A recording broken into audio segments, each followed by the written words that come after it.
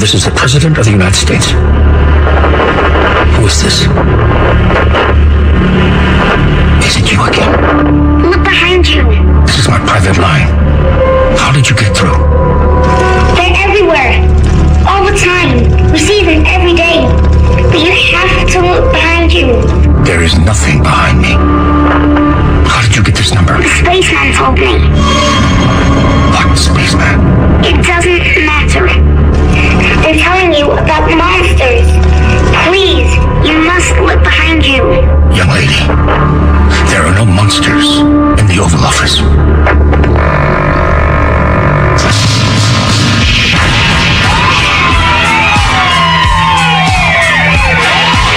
The loudspeaker spoke up and said, Wayne Shaving. the loudspeaker spoke up and said, Wayne the loudspeaker spoke up and said,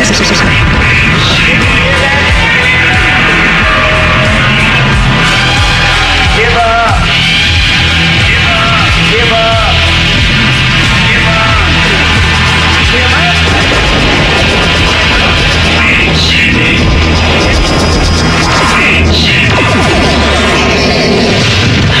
Wayne Shaving.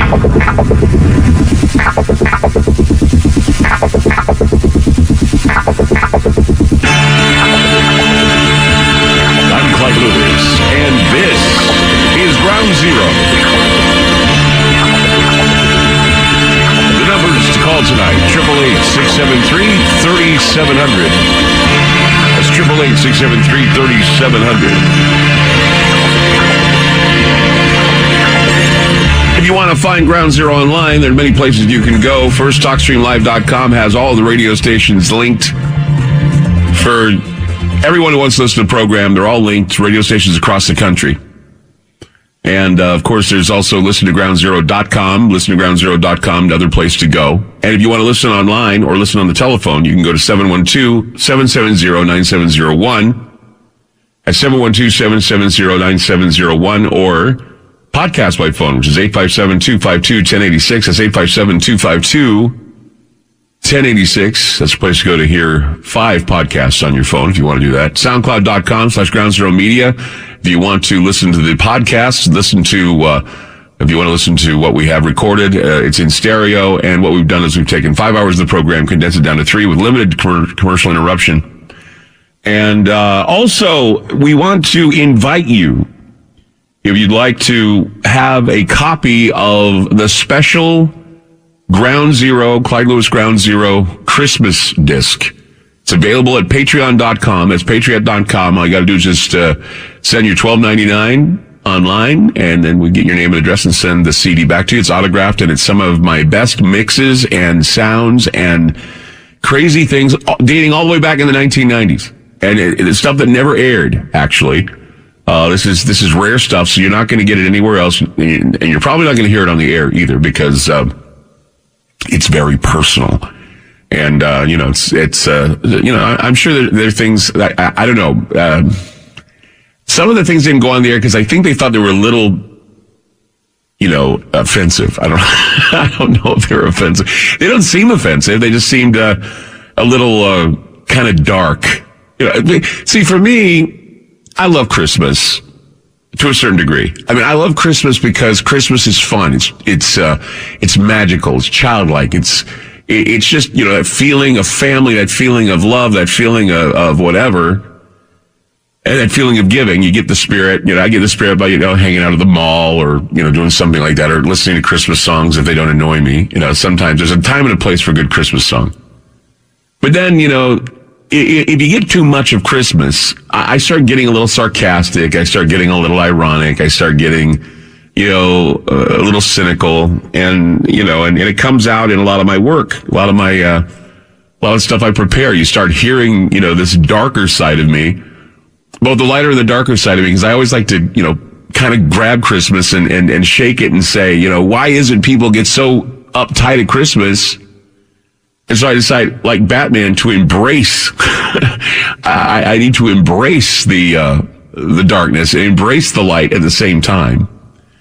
So, I just think that's funny that I do that. And I think a lot of people, if you did that every year, you'd find that it'd be, I think, a little bit more enjoyable, because then you can laugh at yourself and laugh at the fact that some people take Christmas way too seriously. It's like when people call my show and they say, can I say Merry Christmas on the air? Of course you can say Merry Christmas on the air. Of course you can wish me a Merry Christmas. And of course you can wish people a Merry Christmas. The war on Christmas is not real. The war on Christmas, there's never been a war on Christmas, really. There's not. I mean, and you'll argue with me and say, oh, yes, there's a war on Christmas. But let me tell you this. I'll tell you when the war on Christmas is happening. The war on Christmas is when they tell you can't take Christmas off. The war on Christmas is when, we just don't recognize Christmas. So if somebody decides they don't want to put, like, Jesus on their Starbucks cup, don't be so uptight about it. People want to, they want to generally, understand every holiday that happens around this time of the year. And out of respect, if someone is Christian, you say Merry Christmas. It's respectful. Being a little respectful. And if you say Merry Christmas to a Jew, I don't think the guy's going to say, well, I'm Jewish, screw you. No, they get used to it. And Happy Holidays works too, Happy Holidays means every holiday from Halloween to New Year's. Because that's what, Christmas, Halloween, New Year's, Thanksgiving, they're all holidays. And of course, everybody else is celebrating their holiday too, from every other faith. Hanukkah, that's being celebrated. There's some Islamic holidays, I'm sure. There's Kwanzaa. Yay, Kwanzaa. I know that, I know there are a lot of people out there that may be lost on how I like to bring up strange and paranormal metaphors at Christmas, and I do. Charles Dickens did. Charles Dickens had the three ghosts of Christmas, Ghost of Christmas Past, Present, and Future, Ghost of Jacob Marley. And that's a good ghost story that got people to start thinking about how Christmas was so important. You have to somehow show people the darkness so they realize what Christmas is about. Christmas is about the light. Christmas is about the light. So yes, if you get caught up in strange metaphors at Christmas, it's because, well, I know they seem like an oddity, but I've read many things about the outside influences that tend to have their way when the cold air intensifies and we tend to remain indoors. See, whether you like it or not, the reigning power of the winter months is the darkness.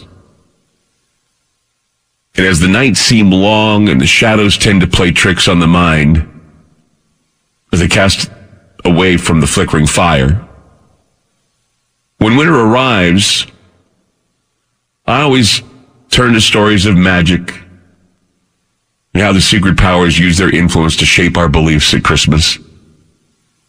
I know there are many people who tend to think that magic is all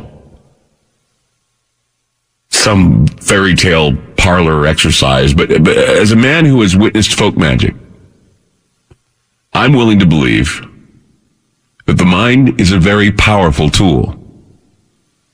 Magic, of course, can be written off by those who believe it is a fantasy. However, there is power in the will. Curses and prayers have impact, and there's always that fine line between those who witness the power, those who utilize the power, and those who abuse their power and fall into a type of psychosis. Remember when we talked about magic, we said there's white magic, which is selfless. There's black magic, which is selfish. And then there's an even darker magic, a chaotic magic that's perverse, profane, and psychotic. I know a lot of people would say, well, I'll just divorce myself of any of it because I don't have time to determine the stages of what it is that I'm dealing with here. I only deal with one thing, and that's the light of Christ. I only deal with the light of God. I only deal with the Holy Spirit. I only deal with that still small voice that burns within me. And I know when God tells me to do something, I will follow it because that is what you do at Christmas. The light is what is the most important. But there are people who I feel need to be aware and say, okay, magic is real. People use it for many things. They use it for prayers. They use it for priesthoods. They use it for healing and miracles. But there are those who use it and they have the potential to abuse it. And when this happens, the ether, that space out there somewhere, like the upside down in Stranger Things, the ether can open up, and this is when we hear about the arrival of monsters. We're all told that there are no monsters. We're told there are no real monsters. However, a monster is also a matter of how you think. A monster is what you observe. A predator can be just about anything from a mountain lion to a wolf to a human being that tries to violate or tries to revoke someone's trust, violate their innocence. That's a monster. And monsters, they have a hunger. Their hunger is overwhelming, and their need to feed, especially in the winter months, is something that we all should consider. I mean, now, we live in times where winter or the darkness really doesn't scare us all that much. But back in the ancient times, it was very terrifying to know that winter was coming. The winds would blow, and the monsters would lurk in the woods, waiting to pounce. And so we go back in time. We go back to that time of darkness, the ancient times of the monsters. And we discuss Krampus and other monsters of the woods at Christmas time. 888-673-3700. That's 888-673-3700. I'm Clyde Lewis. You're listening to Ground Zero. And we'll be back. FM News 101 KXL.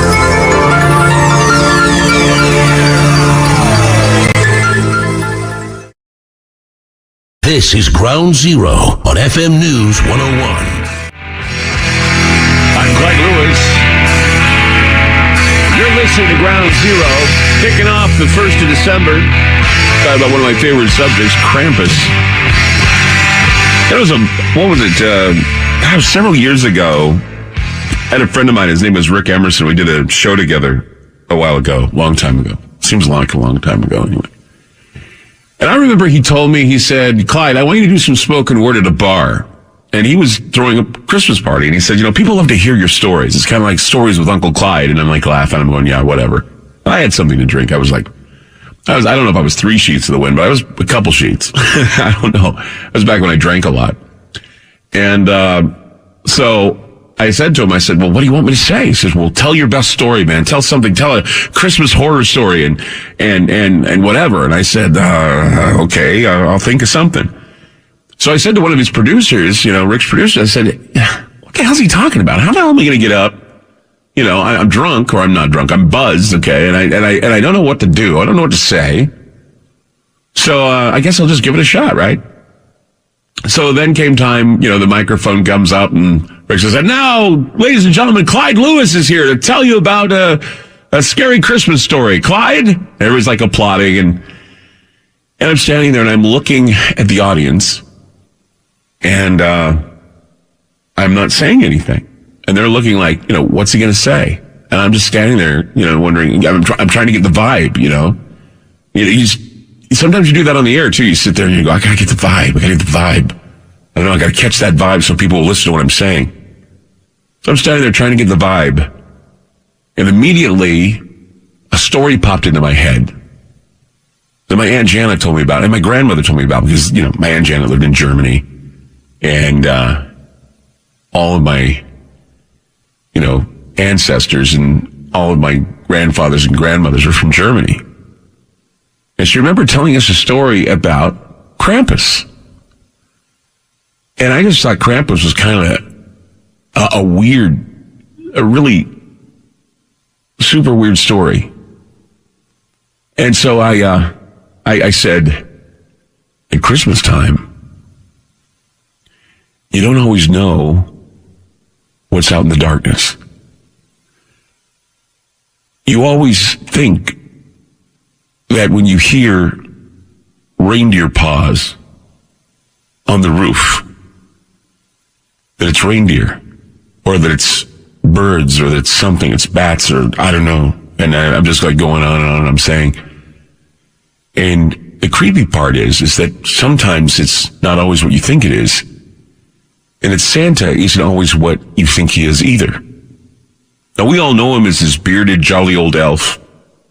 We all know him as wearing the red and white, and we all know him as good old Saint Nick. But my aunt once told me a story that scared the hell out of me. It was the story of Krampus. And when I was a kid, I didn't know what to think.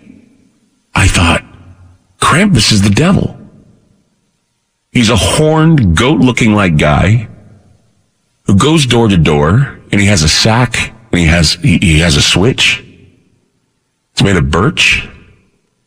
And he goes to the door, and he asks your mom and dad if you've been good or bad. And if mom and dad say no, then he comes into the house, and he whips you with the stick. And if you've been extremely bad, he puts you in the sack, and he takes you to the underworld. And I went on and on about the story, and I don't remember everything I said because, when you're having the alcohol doing the talking, you're channeling it. You're just channeling everything. So after it was over, and I said good night, and people waited like 10 seconds. And then they applauded. It was the longest quiet. The whole bar was quiet. It was a bar. And there were at least 200-300 people there, and they were all quiet. And I went and kind of went back in the other room, the green room they called it. I sat there and waited until, kind of died down. This guy comes up to me and he says, I've never heard of this before. I've never heard of Krampus before. And I said, yeah, it's a scary story. I said, yeah, when you're looking at what the cold winter months were like in the old days, and you know that you lived in a village and, you're surrounded by the forest, there were beasts that would search for food and prey and would often go after the animals of the farm. And the farmers and their families would be in their beds listening to the slaughter of the sheep or the pigs and the cows. And every once in a while you'd hear the dogs barking, and then they'd whine because you knew that the dogs were being attacked, and they were attacked for food. You'd go outside the next day, they found the dog mangled and disemboweled, and there was blood all over the snow.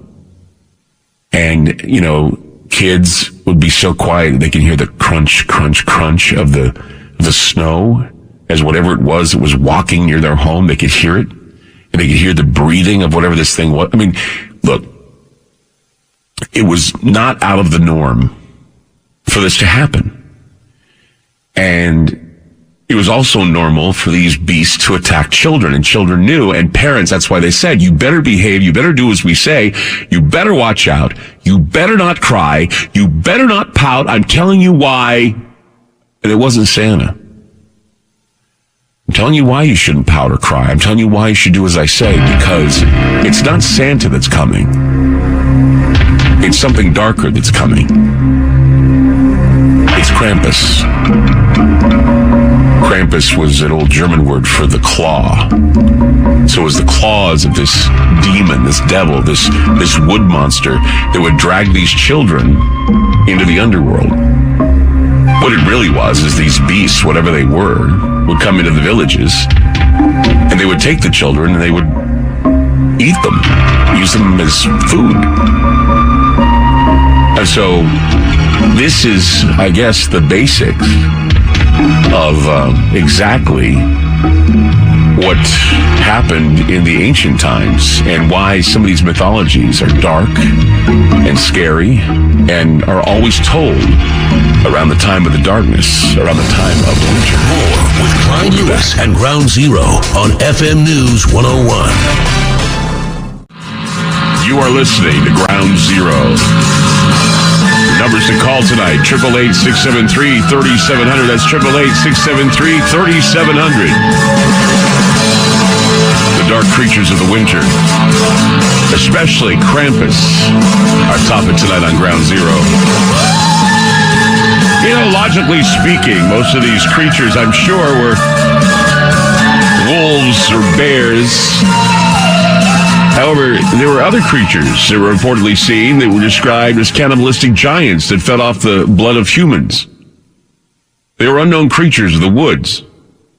Their growls and howling were heard nightly, and the crunching of the snow as they walked through the town kept the little children under their beds and in the cellars where they could find safety.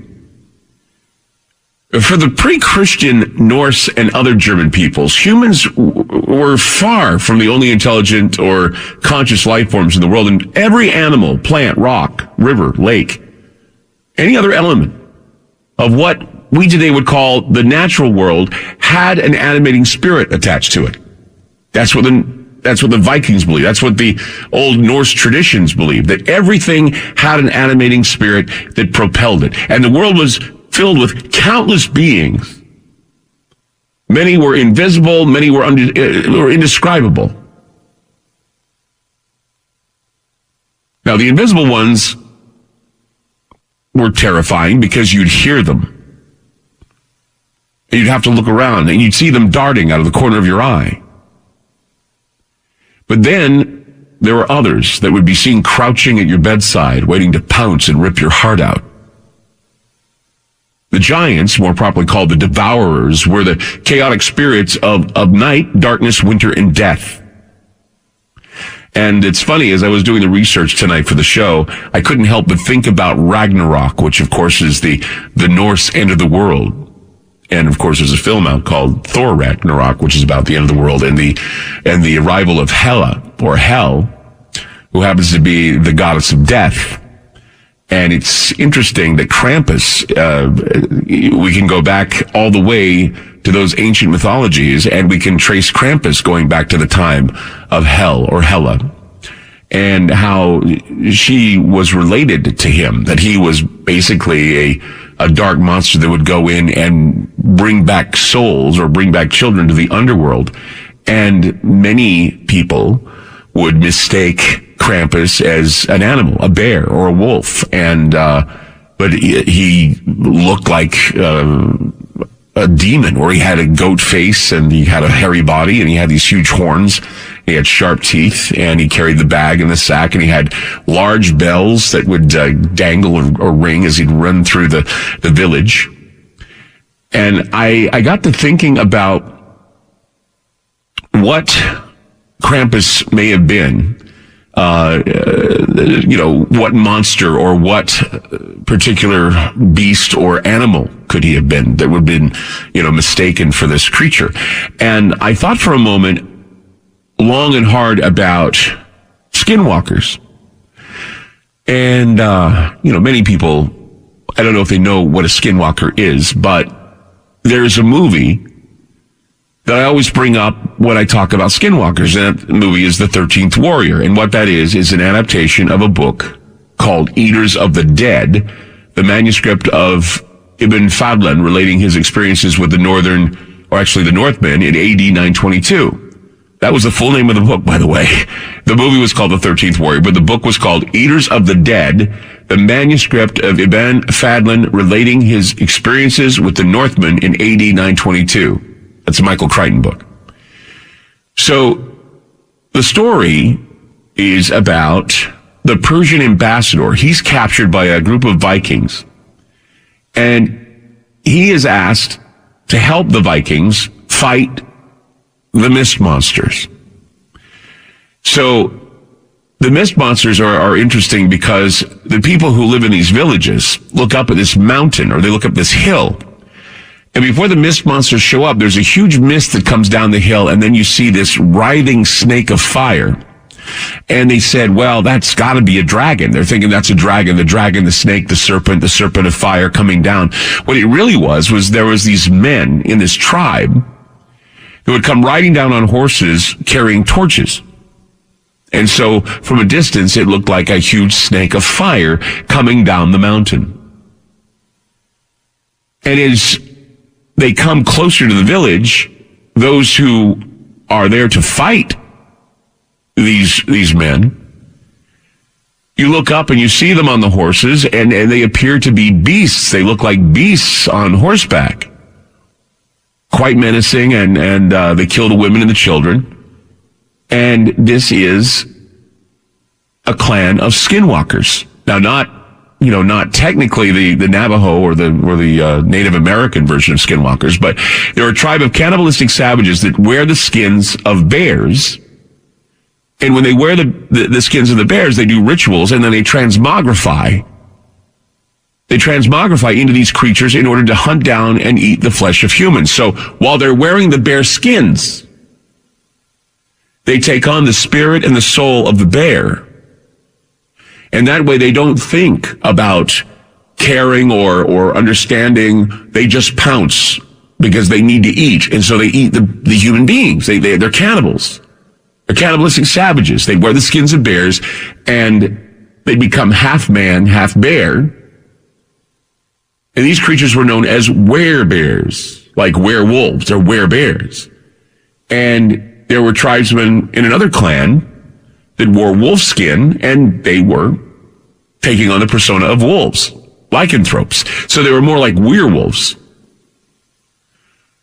So for the longest time, beasts, wolves, bears, or something else, they were sighted in the Northern Hemisphere. The Inuit would identify them as frost giants. There were others that called them the Yeti. And the native tribes would call the beast Wendigo. Now, I don't know if you know this, and this may be new to you, but did you know that recently scientists have discovered that the Yeti are real creatures? Now, I have to clarify, because Yeti, many people associate with Bigfoot. Many people associate with these ape men. But no, they've discovered the Yeti, and it has no connection to Bigfoot. In fact, the idea of the creature being a giant ape man similar to the Sasquatch has captured our imaginations for some time now.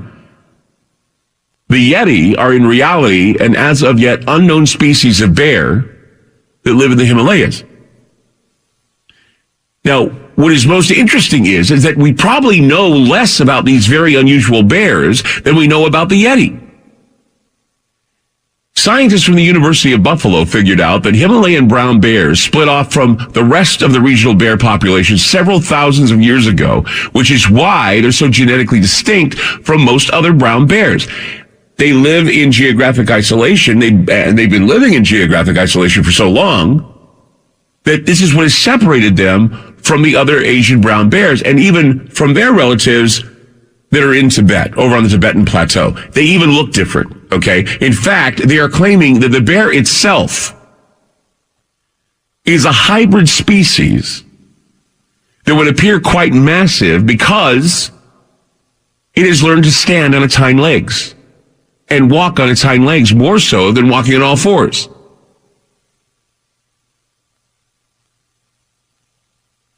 If this is the Yeti, then Could this be the culprit behind the stories of the frost giants, the Yeti, the abominable snowman?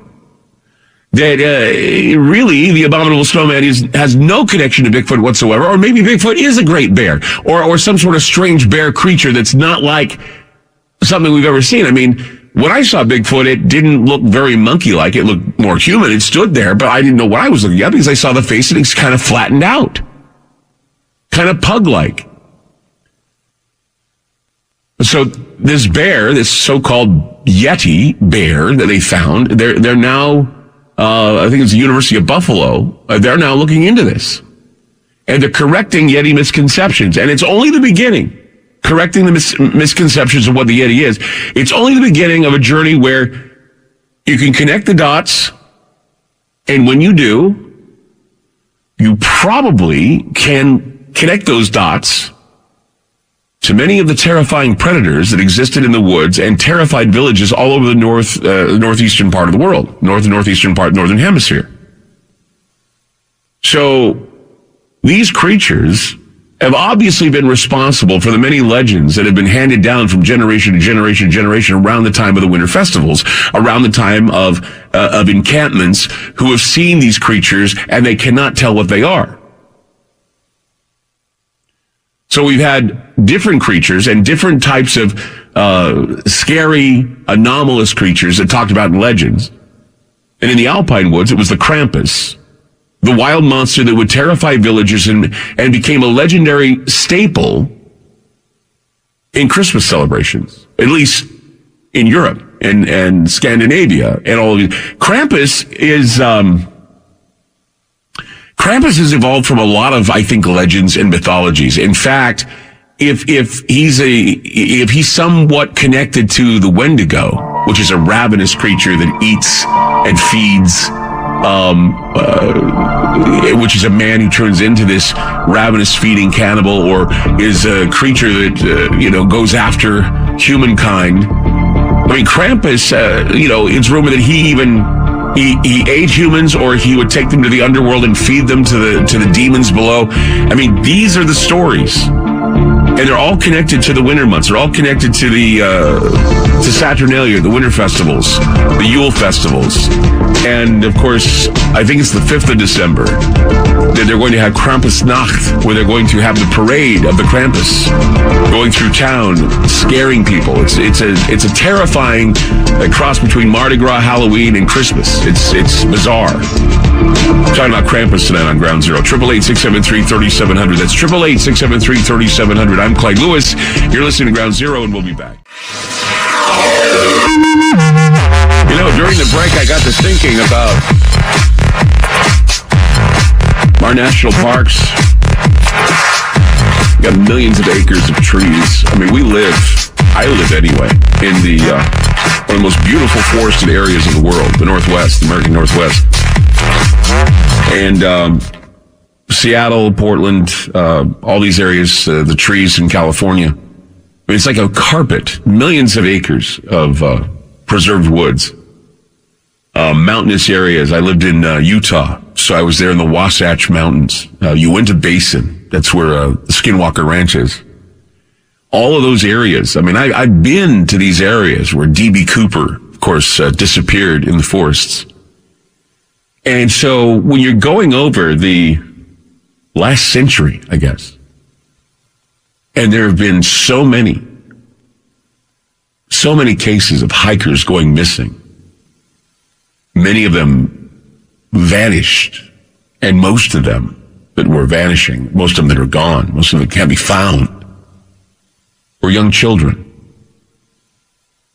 A lot of them were inexperienced hikers. But the terrifying part is that many of those who vanished are healthy. Many of them who have vanished are seasoned outdoorsmen, hikers, physically fit to go and do these things. But I don't know where they go. I don't know where they've been. I don't know how they disappear. I mean, do they get taken up into the sky? Do they go into some wormhole? I mean, do they wander off and never be seen again? Are they getting disoriented? Or is there something in the woods? Are they being taken by bears or Yeti or Bigfoot, Sasquatch, or one of the many winter monsters that were talked about in the days of old? I don't know if I suggest that Krampus is doing this, but the Krampus is just one of many names we give to the creatures that lurk in the forests in the wintertime. As I said before, we have the Wendigo, we have, many of these urban legends.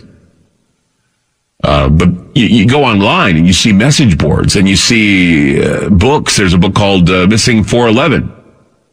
David Polides, we've had him on the show before. And he talks about how he thinks something else is going down. I mean, he has documented some 2,000 or so cases of people mysteriously vanishing from the United States parks. I mean, they don't want you to think it's monsters. They don't want you to think it's something spookier. And they don't want you to even go off on some supernatural tangent, some supernatural disappearance. And I don't know how you can even prove a supernatural or some sort of paranormal disappearance, right? But there have been too many unexplained disappearances, both in the United States and abroad. And all the stories of the winter monsters, all the stories of the old hags that walk through the forest and abduct children. I mean, this is happening all over, if not the Alps, happening in our national parks as well, our national forests, recreation areas, state parks. So, be thinking about what's lurking in the shadows on this cold winter night. Skinwalker, werebear, werewolf, Wendigo, Yeti, Krampus.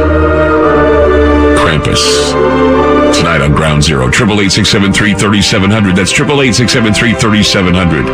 I'm Clyde Lewis. We'll be back with more Ground Zero. Don't go away.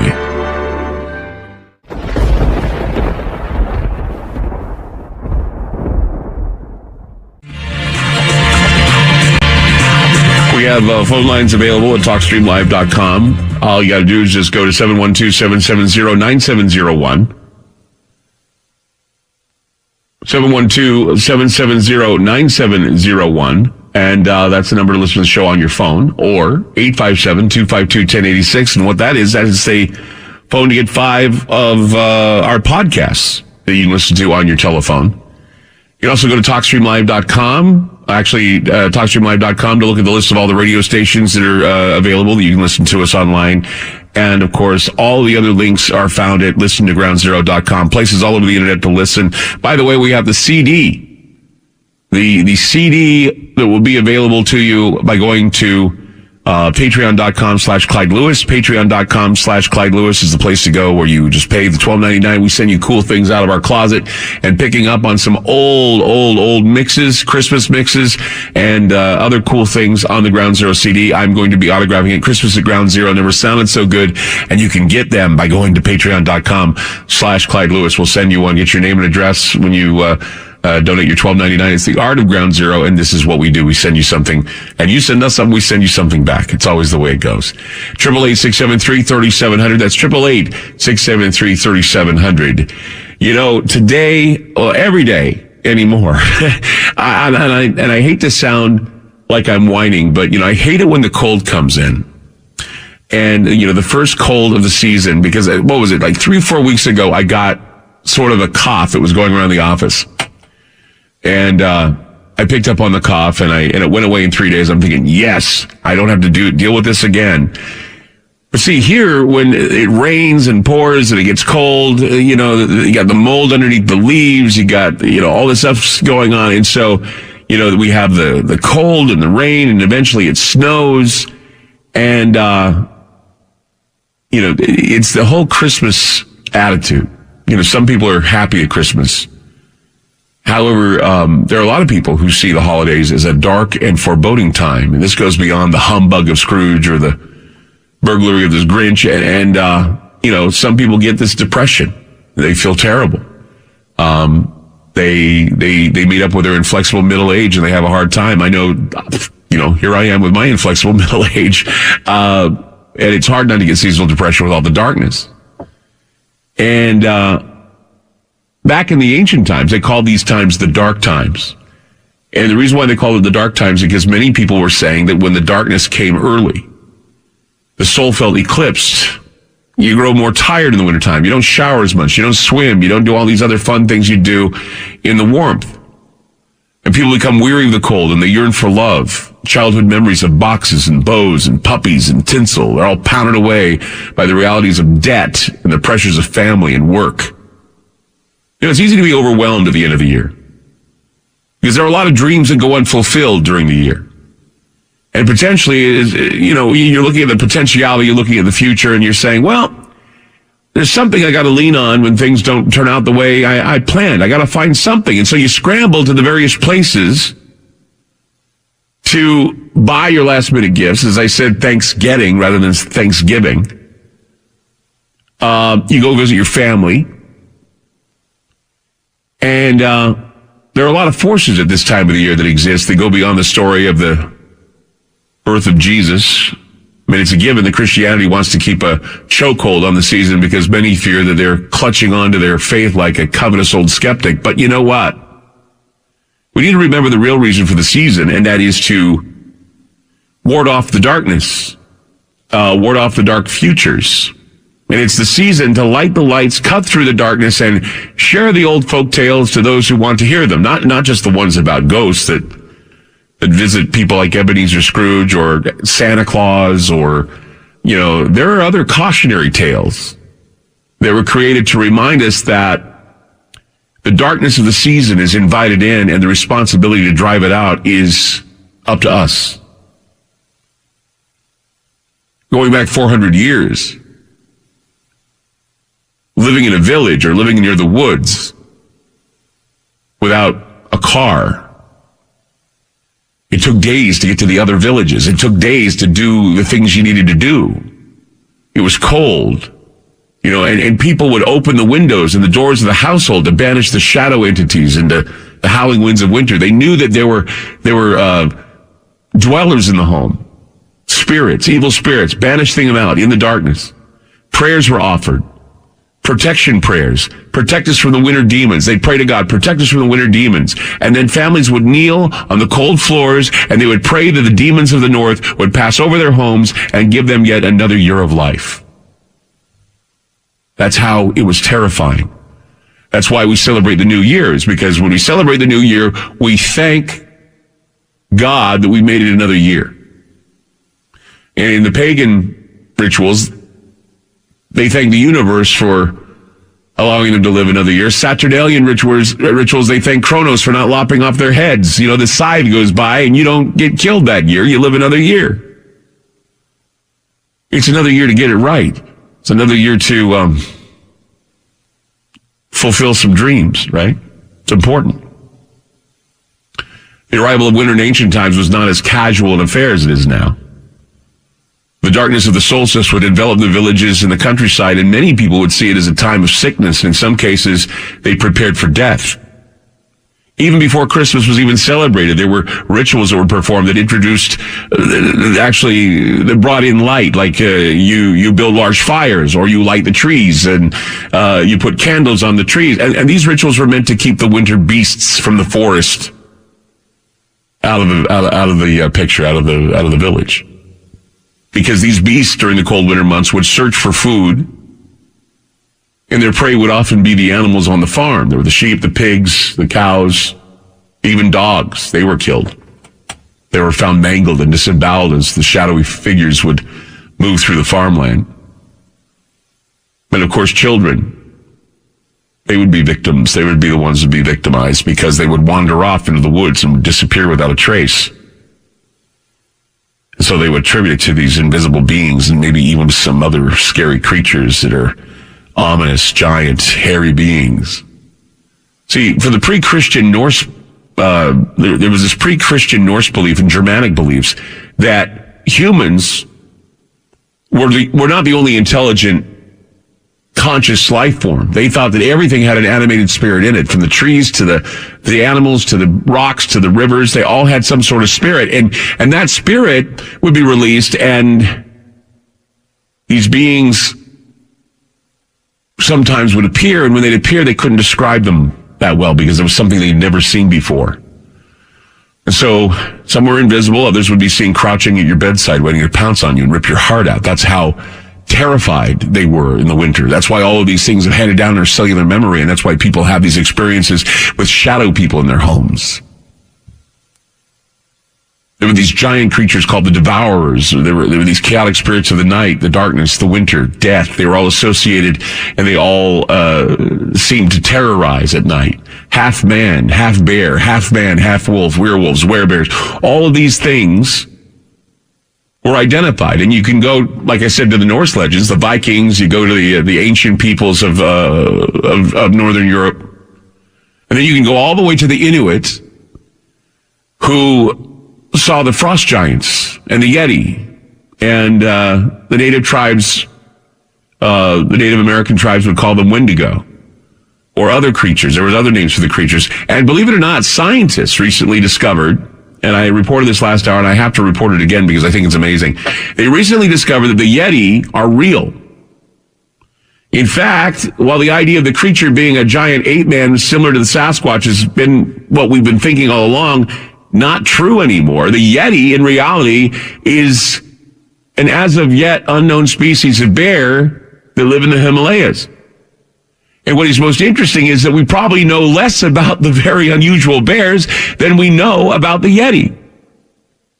Scientists from the University of Buffalo figured out that Himalayan brown bears split off from the rest of the regional bear population several thousands of years ago, which is why they're so genetically distinct from most other brown bears. They live in geographic locations for so long, they've separated themselves from the Tibetan bears, and they look different.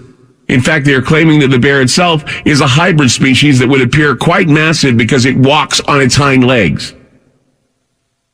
So this question, I mean, this is very interesting because is this the culprit behind the stories of the frost giants?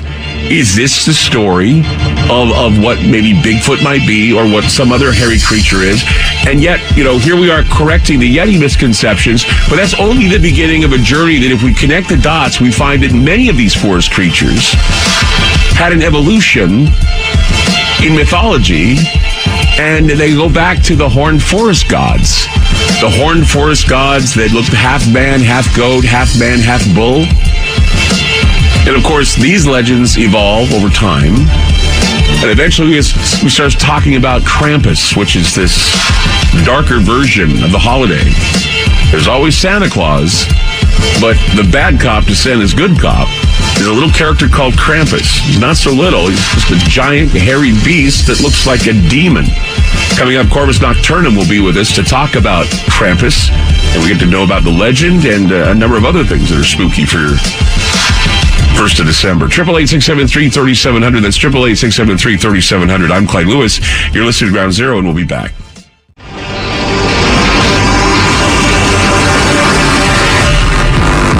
It's hard to imagine that there was a time where Christmas was not celebrated in the way we do so now. But the idea of celebrating Christmas the way we do now is less than 200 years old. Not long at all. And there was a time when Christmas was a time of dread. In fact, it was told not to be celebrated. That the only thing that was to be celebrated were some of the pagan rites and the Festival of Lights. And the reason why was because many people were terrified of what was waiting for them in the forest. Children were being killed, sacrificed, problems of people who were disappearing in the forest. It's still continuing today, the disappearances in the forest. And of course, the legend of Krampus is another part of Christmas that has kind of made its way to the United States. And this is why I find it a fascinating topic, because this is something that was kept hidden. The Austrian church wanted to keep it hidden, and then the Germans brought it back. In fact, they came down on it after World War II. They didn't want anybody to be celebrating or at least paying attention to Krampus. Now Krampus has returned as kind of an icon, an anti-establishment icon. basically going after the commercialization of Christmas. Tonight we have a special guest to talk about Krampus, Corvus Nocturnum. He's written more than 30 books. His research includes subjects such as the occult, vampire lore, and the paranormal. Corvus Nocturnum has also been a consultant for 2010's A&E Paranormal State. He's a public speaker at various universities as well as radio and television. Corvus has been a speaker and moderator on several panels for the last 6 years at DragonCon in Atlanta, Georgia. He's the co-founder of the Dark Moon Press Publishing House and owner of Dark Moon Productions. Corvus Nocturnum, welcome to Ground Zero. Well, thank you so much, Clyde. It was a pleasure to be back on your show. I was jumping at the chance to have you come on and talk about Krampus because I understand it's one of your pet interests as well. How long have you been interested in the Krampus legend? And tell me about that. Well, it's relatively new for me, like it is for a lot of people here in the United States. I'd say for the last 3 or 4 years. Myself and my next book's co-author, Kevin Eads, has had an enormous interest in non-traditional Yule celebrations, pagan religion, and Krampus-related themes. The book that we're working on is actually called "Have Yourself a Merry Little Krampus," and we're planning on having it out for winter of next year. It sounds fascinating. I know that Krampus is relatively new. I know that a lot of TV shows now have been focusing on Krampus. I know that Grimm had a Krampus in that program. There were several other paranormal shows. Supernatural has had Krampus show up in their stories. Right. Not Family Guy. I think American Dad had Krampus. I mean, everybody's now creators. They're going Krampus crazy, aren't they? That's true, but like you were mentioning earlier about during World War II, that's when I think it became the most prominent to America. It's when things shifted anyway from Europe to America after that time period, because I would say that occasionally, in Europe they were giving away greeting cards. In the 1800s, you can still find images of them online if you look for them. They kind of have this watercolory sort of look to them, but they also had them in the United States around the mid-1900s to early 1900s. Talking about the counterpart of St. Nicholas, a lot of the artwork would even have Santa Claus and Krampus together. One of them even had what looked like a bearded Santa Claus wearing the Pope's hat. Yeah. Yeah, and the whole transitionary period of this is interesting because the Austrian churches and all the churches in the north would frown upon having Krampus and St. Nicholas festivals because they said that Krampus resembled the devil. That's true. He was actually considered by a lot of people to be the Christmas devil.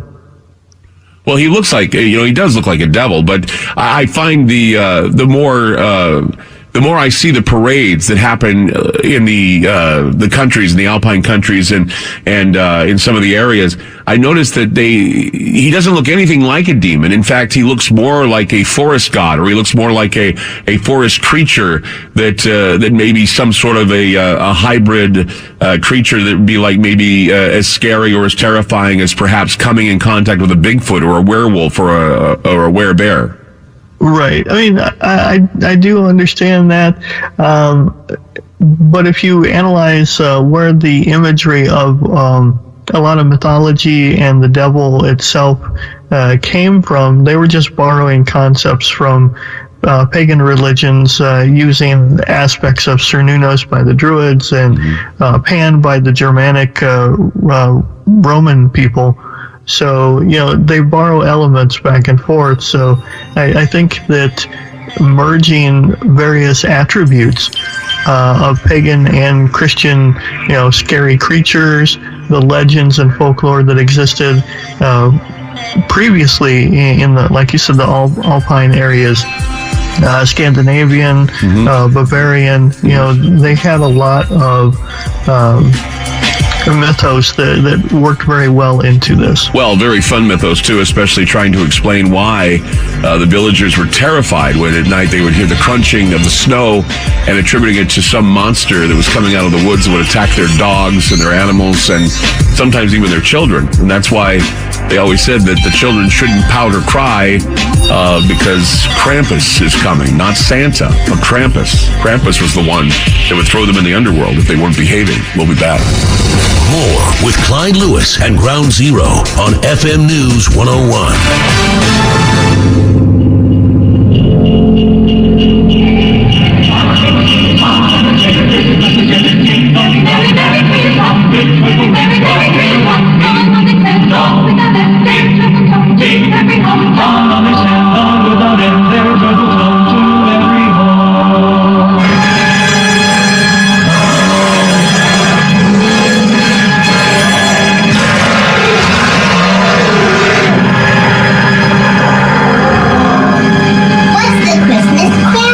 Someone saw him, and he left behind a trail. It is hard to say. One gentleman just called about a half hour ago, and he said it was a brown bear.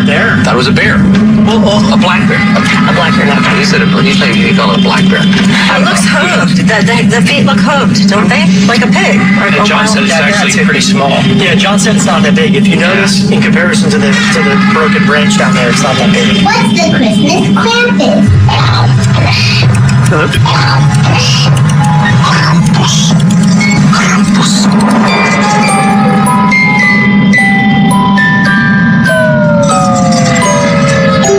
He's the Krampus. He knows who's been bad. And he punishes them. How does he do that? You'll see. Krampus is sent to punish the evil ones.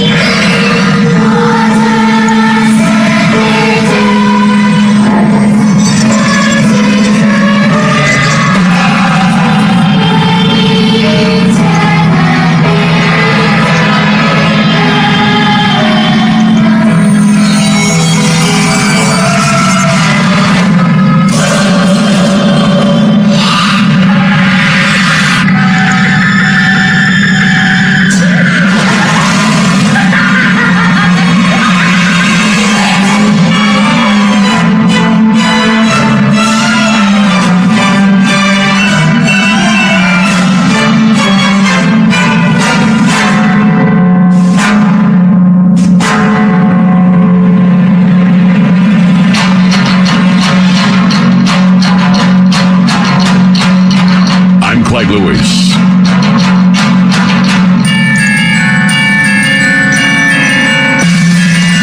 You're listening to Ground Zero. The numbers to call tonight, 888-673-3700. That's 888-673-3700. Proud to have on the program Mr. Corvus Nocturnum.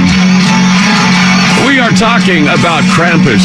Not just Krampus, but the various horrific creatures that lurk in the forest. And of course, in old times, the darkness, when it fell across the land, people were terrified about what lurked in the woods, what lurked outside their homes.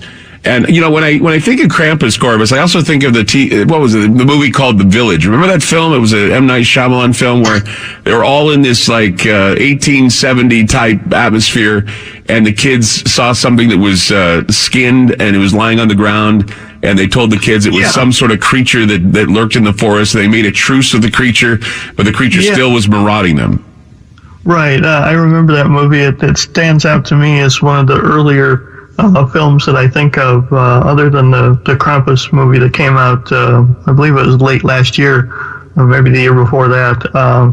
But yeah, Shyamalan's movie was very similar in that it was a woodland creature that people were terrified of, and they had to obey their parents in order to, not be taken away.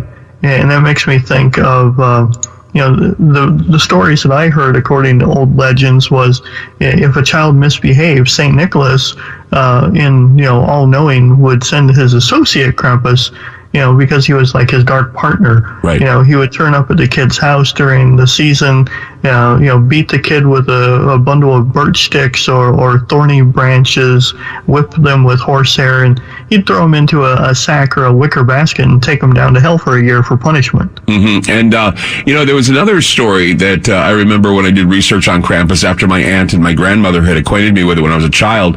The story of Belsnickel, which, of course, is the precursor to Santa. Before they actually found St. Nicholas, and they made him as the patron saint of Christmas, and he was the one who looked like Santa Claus, and that's how we have the evolution of Santa. But Belsnickel was also a bearded creature, a bearded man, actually, who wore a lot of brown clothing. He was kind of drab, kind of an old beggar-looking type character. In fact, I think the movie Krampus that was released last year, they did a mixture of both Belsnickel and the original Horn Krampus, where we had the old beggar-looking man with the horns, hunched over with a hunchback, basically terrorizing the small town. But I read somewhere that Belsnickel actually would watch the children, and he would send fairies or gnomes to go door to door, and the gnomes would smell the socks of the young kids.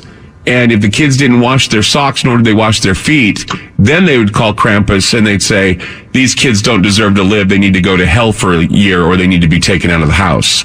And so if the kids didn't wash their socks or wash their feet, which of course has kind of a Christian, ring to it, the washing of the feet, that the devil would show up and basically take them away. Right.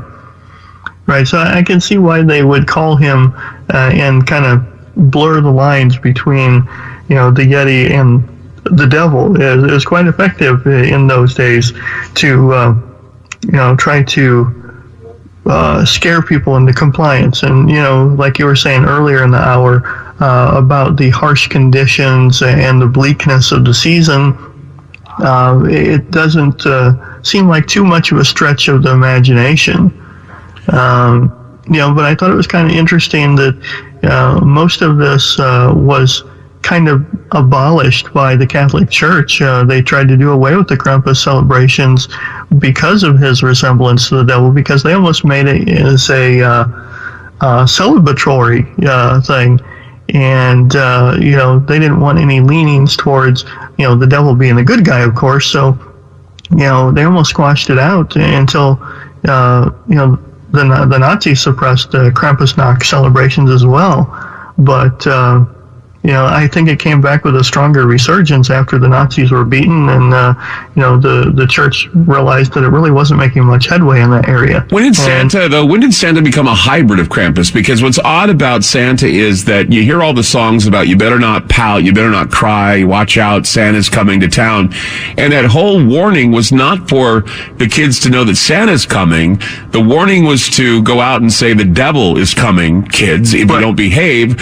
And I thought it was interesting too that they chose the name Nick to also nickname Santa because of Belsnickel, Nick, and Old Nick of course is the devil. Right. I think that's one of the few cases where I found that it blurred the lines between Santa, basically, to me, seeming like he had a split personality that he would reward and punish at the same time.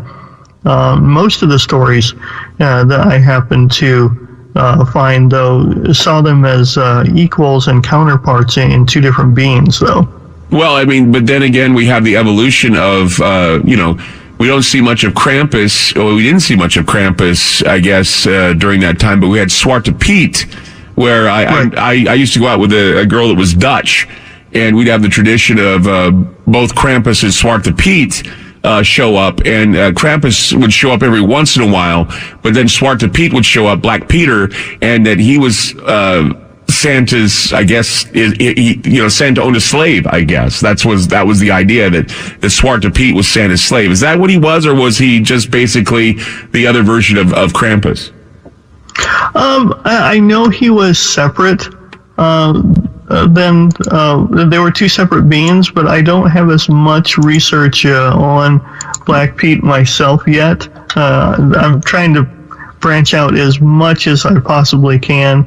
I know that it was more folklore in the lower countries. He was in a book from the 1850s by an Amsterdam school teacher. I know he's rather controversial all over the country. Well, and there was also was Zwarte Piet, and then there was also another character that was considered to be, I guess, Krampus's wife. And Krampus's wife was called Perchta, or Frau Perchta. She was a witch, right. but she was also she would also kill children, which I thought was kind of sick. Is that the bad children, if Perchta would show up, would be disemboweled in front of the parents? And I'm thinking, boy, these are some really. I mean, I think the Brothers Grimm wrote about Perchta, and that variations of Perchta showed up in like Hansel and Gretel and several other stories. Right. I mean, when you go back to the original Grimm's tales.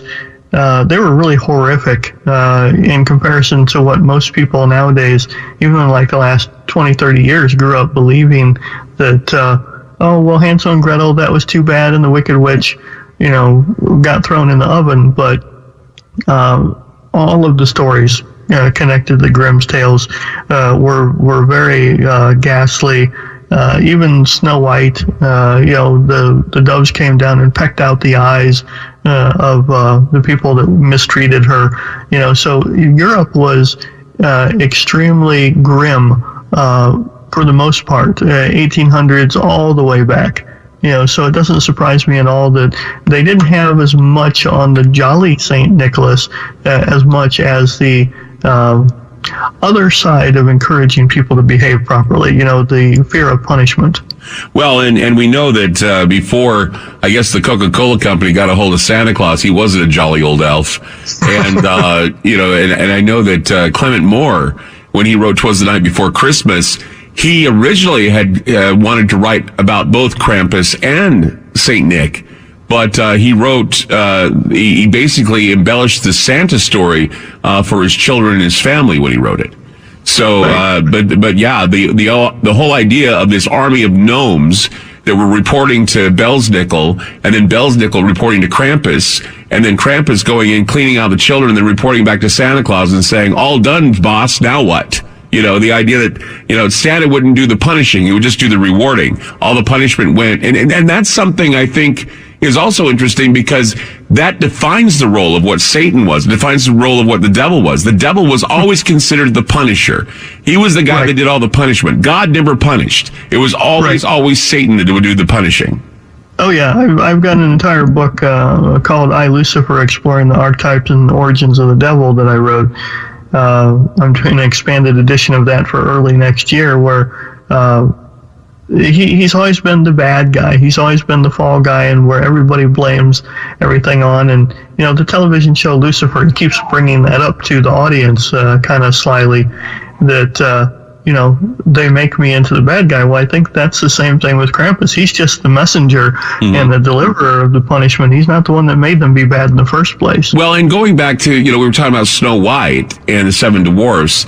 I mean, you go back to Grimm, and it's funny how you say that Grimm is really grim. And in a lot of these, I think this folklore and the very dark places that we find stories about the gnomes and about Belsnickel and about Krampus and Santa Claus, Snow White and the Seven Dwarfs was at one time a winter story. And I think it still is, because, I mean, she's not called Snow White because she's the winter queen. She's called Snow White because she's Perchta.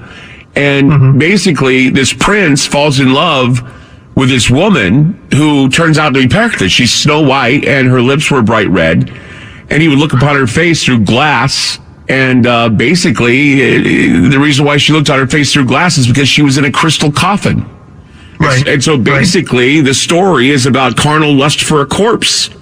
That I mean, it's like you're looking at this vampire type prince who's in love and wants to revive his dead love, and it's kind of a sick. I mean, there's another story too that was out at the same time called The Crystal Casket, where there was a young maiden named Amelia who was basically, she was guarded by gnomes, she was guarded by the fairies, and she was guarded by this horned god, this horned forest king, and basically it's like the Seven Dwarfs and Krampus. And then, of course, a witch comes, poisons her, because she's beautiful, and then the gnomes take her, put her in a crystal casket.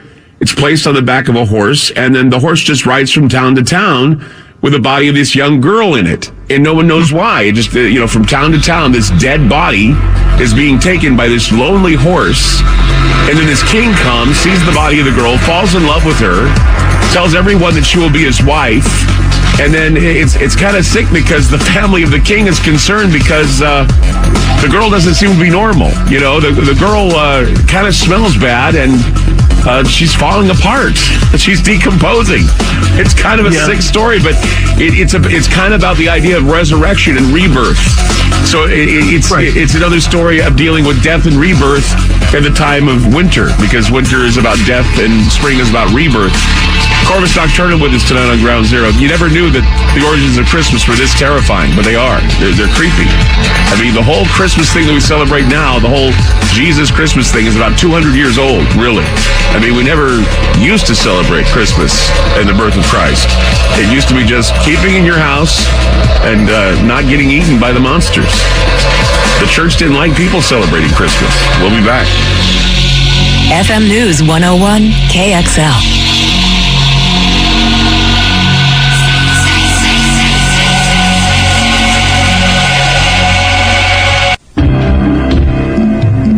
Hey guys, it's Clyde.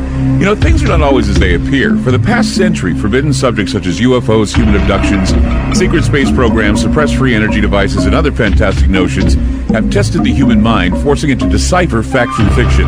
But there is a common thread. As sites like WikiLeaks and their founders try to unveil war secrets and covert black operations, international governments have little by little begun exposing what they've tried for years to keep hidden, chronicling what he calls the alternative narrative. Brad Olson gets down to the middle of it all. Be sure to check out the Esoteric series by Brad Olson, available now from CCC Publishing. You may also want to check out other authors who provide compelling non-fictional books into the esoteric. Go to cccpublishing.com to start your journey through provocative writing and start your research library with easy-to-read books about the paranormal, esoteric, and beyond. That is cccpublishing.com.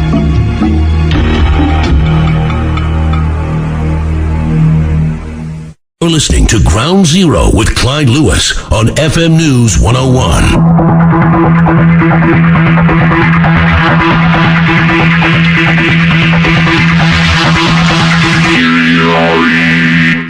Corvus Nocturnum with us tonight on Ground Zero. We're talking about Krampus and all the other scary things that you don't know about. That basically were part of the Christmas celebrations a little over 300 years ago. 400 years ago. The Christmas celebrations we're having now are about 200 years old. In fact, most of them happened after the Civil War. So a lot of them, it used to be outlawed that you couldn't celebrate Christmas at all, even in the United States. Let's go to Julie in Colorado. Hi, Julie. You're on Ground Zero. Hi. Hi. I just wanted to give you a comment. I'm from Grand County, Colorado, and I've been listening to your guys' show for a while, and thank you for taking my call. Uh-huh. I think the Krampus thing is great. I'm a brand new grandmother. Uh-huh. And now I know how to scare them. Scare the kids? Yeah, at least for Christmas. Well, yeah, it can be scary for the kids if you tell them if you show them pictures of Krampus, I'm sure they're even more terrified, saying that, Krampus comes before Santa Claus and he inspects the house to make sure that you guys are towing the line. If you don't toe the line, then, Krampus will take you away and stuff you away in the underworld for a year.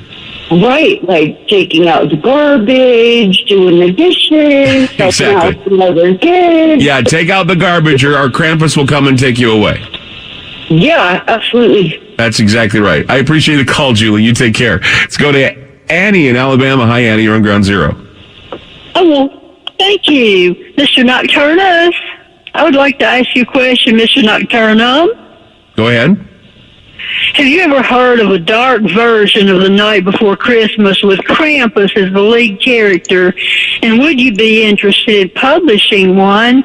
And I could recite a few lines of the one I wrote. Let me hear it. I'd love to hear it, Annie. Go ahead. Okay, here's just a few lines. Okay.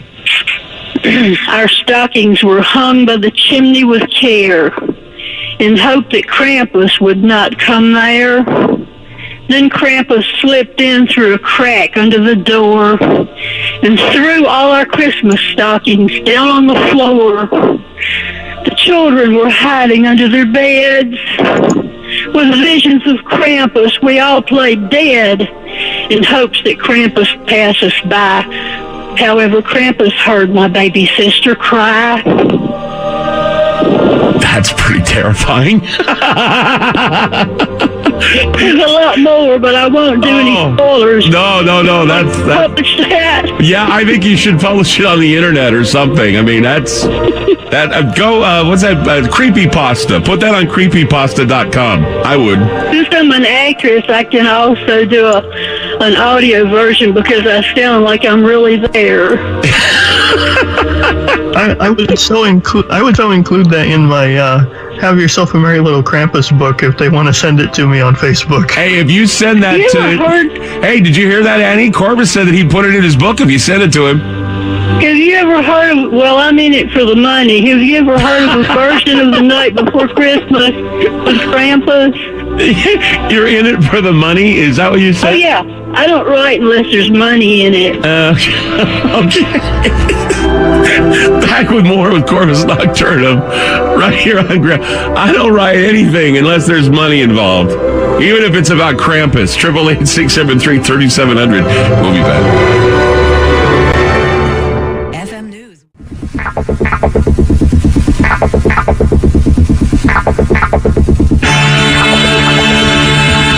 I'm Clyde Lewis, and this is Ground Zero.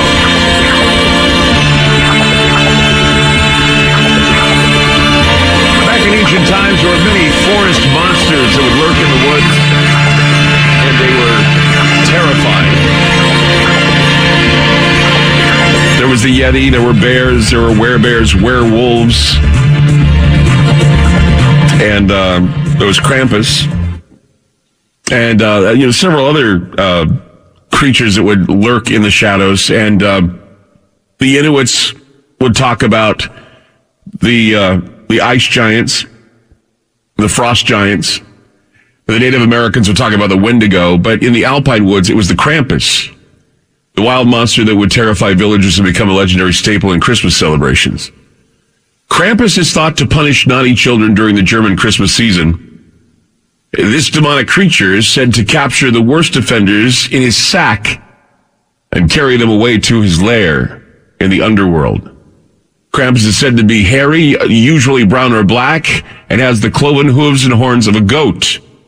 He has a long pointed tongue that he lolls out every once in a while, and depending on the story, Krampus may have chained shackles on his wrists signifying his enslavement to St. Nicholas. Generally, though, Krampus will be wearing several large bells, which is a warning to any who hear him coming, along with a large wicker basket and a birch rod.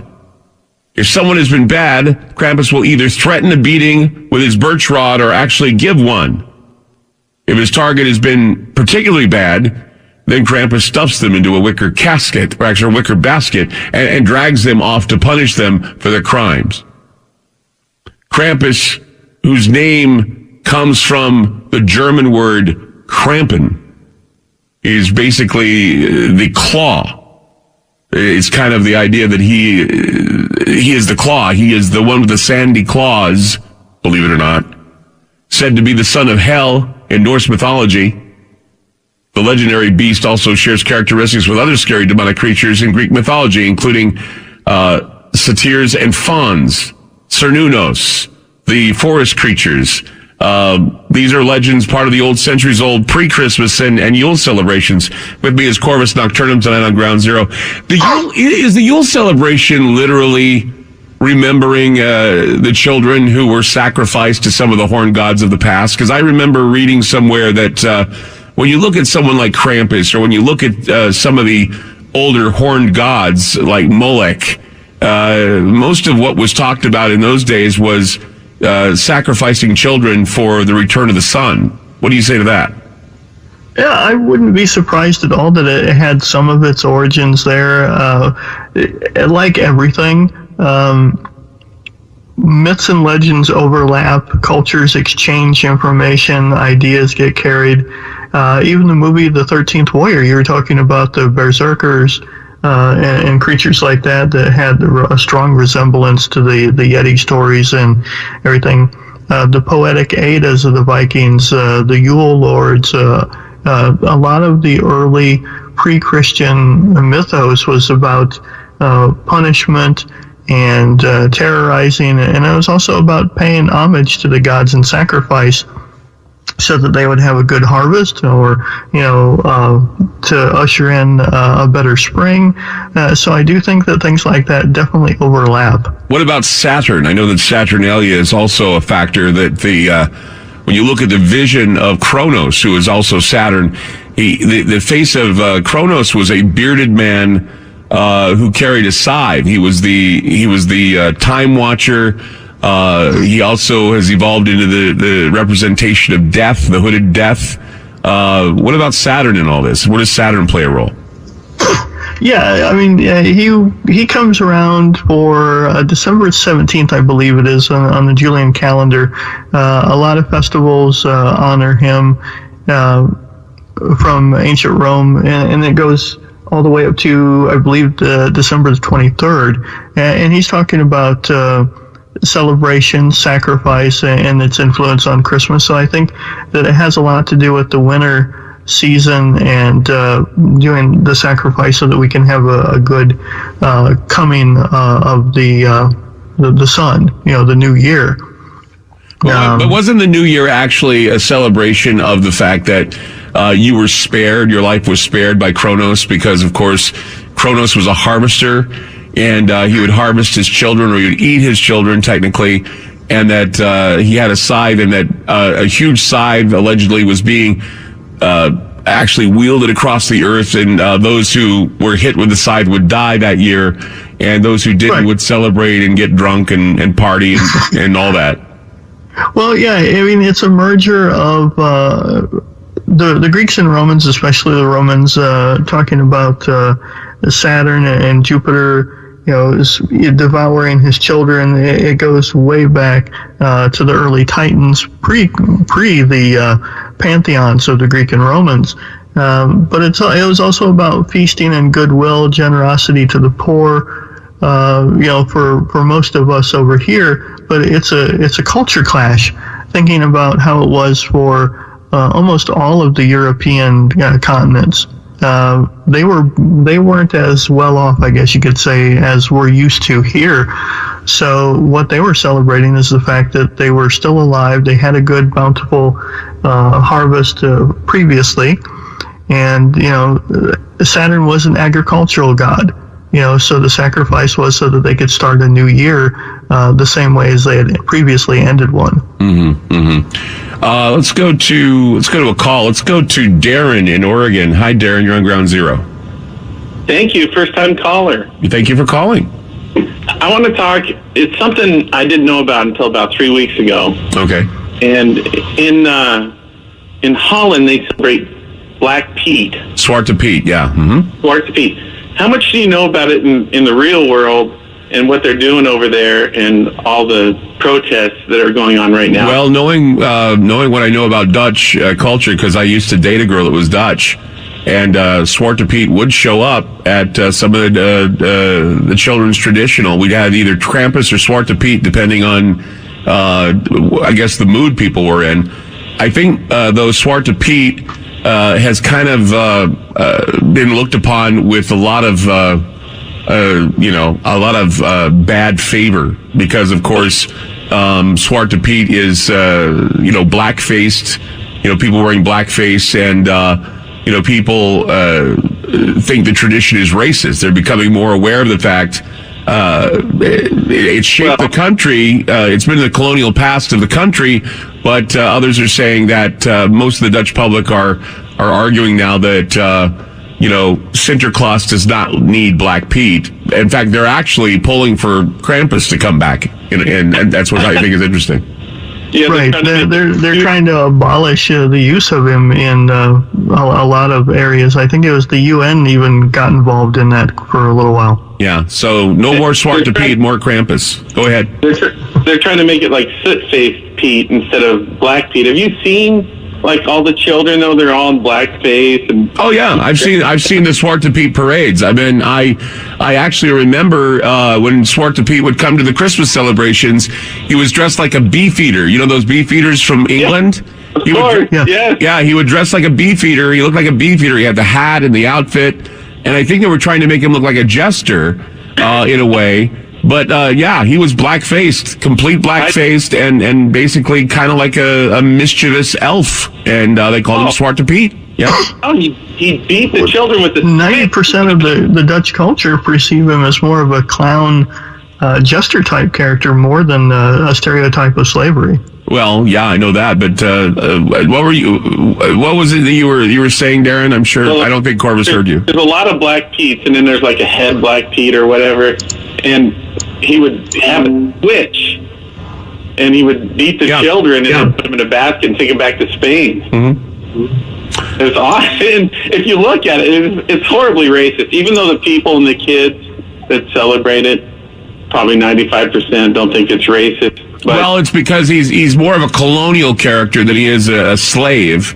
But then it was interpreted that he was more or less Santa's slave because, again, the chains between Santa's hand and Zwarte Piet were connected. But it used to be that the chains between Krampus and Santa Claus were connected. And so now they're dropping Zwarte Piet and they're inviting Krampus back into the fold. So, the celebrations of the darker side of Christmas are accompanying the lighter sides of Christmas in Europe. And of course, Krampus is popular here in the United States, or he's gaining popularity. We just had a movie made about him last year. And as I said, we're going to have a Krampus party tomorrow here in Portland that we're going to be at and having a little bit of fun. I have a Krampus mask actually that got sent to me from Austria that I have in my house that I keep in a box, and sometimes I pull it out to scare the kids. So there you go. Don't go in blackface, all right? No, I wouldn't do that. I mean, I kind of felt I always felt uncomfortable when Zwarte Piet would show up. Oh, it's horribly racist. Yeah, Zwarte Piet is very racist. I never understood Zwarte Piet. It was part of the culture that I didn't understand. And then one day somebody said, well, maybe we ought to invite Krampus if you don't feel comfortable about Zwarte Piet. And then immediately I go, yes, bring Krampus. Krampus is awesome. I love Krampus. So anyway, I know you give up racism for the devil. I don't know how that I don't know how that works, but still, I mean, I just think it's kind of it's always the play of good versus evil, and it's a representation of such. And I always thought, Santa, it was hard to trust Santa in a lot of ways because, I mean, he was more of a burglar. He's more of a thief. Oh, yeah. And he'd go in and he'd, sneak into homes and he'd give stuff, but he'd always take stuff too, Right. Yeah. We forgive him for his trespasses because he gives us the things we yell for. Exactly. And then people started becoming a little cynical of Santa, and I think it was only natural to see Krampus make a return. And that's what we're talking about tonight. Krampus. Corvus Nocturnum with us tonight on Ground Zero. We're talking, it's December 1st, and of course, preparing for the Christmas season. The Krampus celebration, Krampusnacht, is happening on the 5th. Starts the 5th, but we're going to be having a party on the 2nd. That's tomorrow, to bring in Krampus. It's kind of fun. 888-673-3700. That's 888-673-3700. More to come. Don't go away on Ground Zero. It's the things that go bump in the night. Ground Zero with Clyde Lewis. Corvus Nocturnum, my guest tonight on Ground Zero. Let's go to Michael in Pennsylvania. Hi, Michael. You're on Ground Zero. Go ahead. Hey, Mr. Lewis. Nice to speak with you again. Good to speak with you. I have a question and a comment. Can you talk right into your phone? I'm hearing a muffled voice and then it comes in and out, so go ahead. Okay, I'm sorry. It's a question and a comment. Is that better? Yeah, go ahead. Okay. I was wondering if your guest ever heard in Italy they had the Befana. It was like our version of the Krampus. A woman. She would come into the. My mom would give me she told me she would give me the real story, as opposed to the sugar and spice version. Mm-hmm. She would come into your house like smoke and just appear in the child's room. An old, ugly, witch-looking woman. and she would kind of interrogate the truth out of you, and depending on how you answer, she would like turn into this like skeletal, like vampiric monster, and like scream so loud that it would wreak such terror with you. And basically, she was like warning you that you better act up or you'll never make it to see the spring, you know, that kind of thing. Yeah. And I was wondering if your guest ever heard of the Befana or any versions of it. And you know, I love your show. I know something about night, I can take the answer off the air. Okay, sure. Corvus, do you know anything about Befana? I had heard something about Befana, but do you know anything about her? I do not. I only know that only in modern times they were talking about doing a feminine version of Krampus for a horror movie, but I hadn't heard of this one. I'd be interested in learning more. Well, Befana has a very, very, very deep history that goes all the way back to the time of Jesus, believe it or not. And what had happened is, I think Befana was a woman that she met the three wise men on the road. And she actually saw the three wise men, and the three wise men saw her on the road, and they said, well, excuse me, we're lost. You know, we need to find the Son of God. And she said, well, isn't a star supposed to be marking his territory? Isn't this where you're supposed to find him, looking at the star? And the wise men said, yeah, but we seem to be at a loss. We don't know how to get any closer. And so they were basically stuck. And she, from what I remember, she gave them a place to stay. And then she gave them the best place to stay. And then the three wise men said, well, why don't you come with us to meet the baby Jesus? And she said, no. She said, I'm too busy. I don't want to see the baby Jesus. And so after the three wise men left, she had a change of heart, but that was too late for her, because she looked after them. She went to find them, and according to legend, she's still searching to this day. And so when she goes through towns looking for the Christ child, she tries to find children that are good and bad, and she tries to separate them, and then she, I guess, puts candy in their shoes and a bunch of other things. So, Befana. Okay, well, I do know that candy in the shoes is very common, and then other things would be left if they're wicked. That's partly where we get the whole idea of getting a lump of coal in your stocking. Yeah. But yeah, I hadn't heard that one. That's interesting. The reason why I know of La Befana is because in Argentina, there was a character similar. I don't remember her name, Bruja. They called her a witch.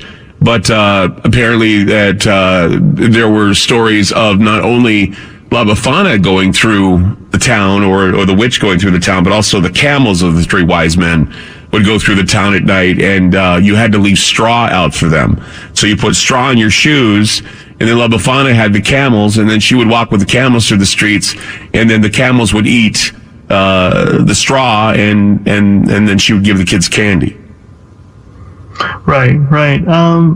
I know a little bit more about the evil female related to Nordic legends, talking about the Grela. She's Grela. More connected to the Nordic Viking poetic Edda time period, dates back to the 13th century, where her and her 13 children, the Yule Lords, would go punish the wicked children. And she had some rather twisted pet creature, kind of a very bizarre-looking, monstrous cat that would accompany her. And there was Perktha. That was the other character, Perktha. She was also a witch, but she was supposed to be Krampus's wife, actually, or Krampus's companion. That Krampus and Perktha would actually interrogate the kids, and Krampus would, beat them with the stick, put them in the, it's just some creepy things to keep the kids in line. Corvus Nocturnum with us tonight on Ground Zero. 888-673-3700. It's 888-673-3700. Back with more. Don't go away. Corvus Nocturnum, my guest tonight. We're talking about Krampus. the darker side of Christmas. You don't want to be on his Christmas list because he comes after the bad kids and he punishes them. It's not Santa's job, it's Krampus's job. And Krampus is making a comeback now. In fact, in the United States, people are having more and more Krampus parties. They're basically looking at it as some sort of a ironic way of looking at Christmas, especially the commercialization of Christmas and the establishment. And let's go to Bob in Montana. Hi, Bob. You're on with Corvus Nocturnum. Hi. How you doing, Good evening, gentlemen. Good. Good evening. My comment goes back to the first part of Clyde's show where he was talking about the Vikings and the 13th Warrior. And during the Viking period, there were certain of their fighting men, usually the biggest ones, which were pretty big, 6.5 to 7 feet tall.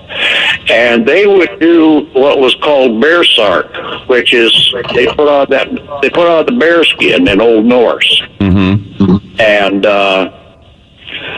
they prepared for battle the night before with they drink a good load of alcohol brewed up with some really strange mushrooms. And then they put on their chainmail shirt and their bearskin and go to war. Right. Which involved a sword with like a 5-foot blade or a battle axe with a 20-pound head. Right. And they could cut their way. One of them good. They were impervious to pain.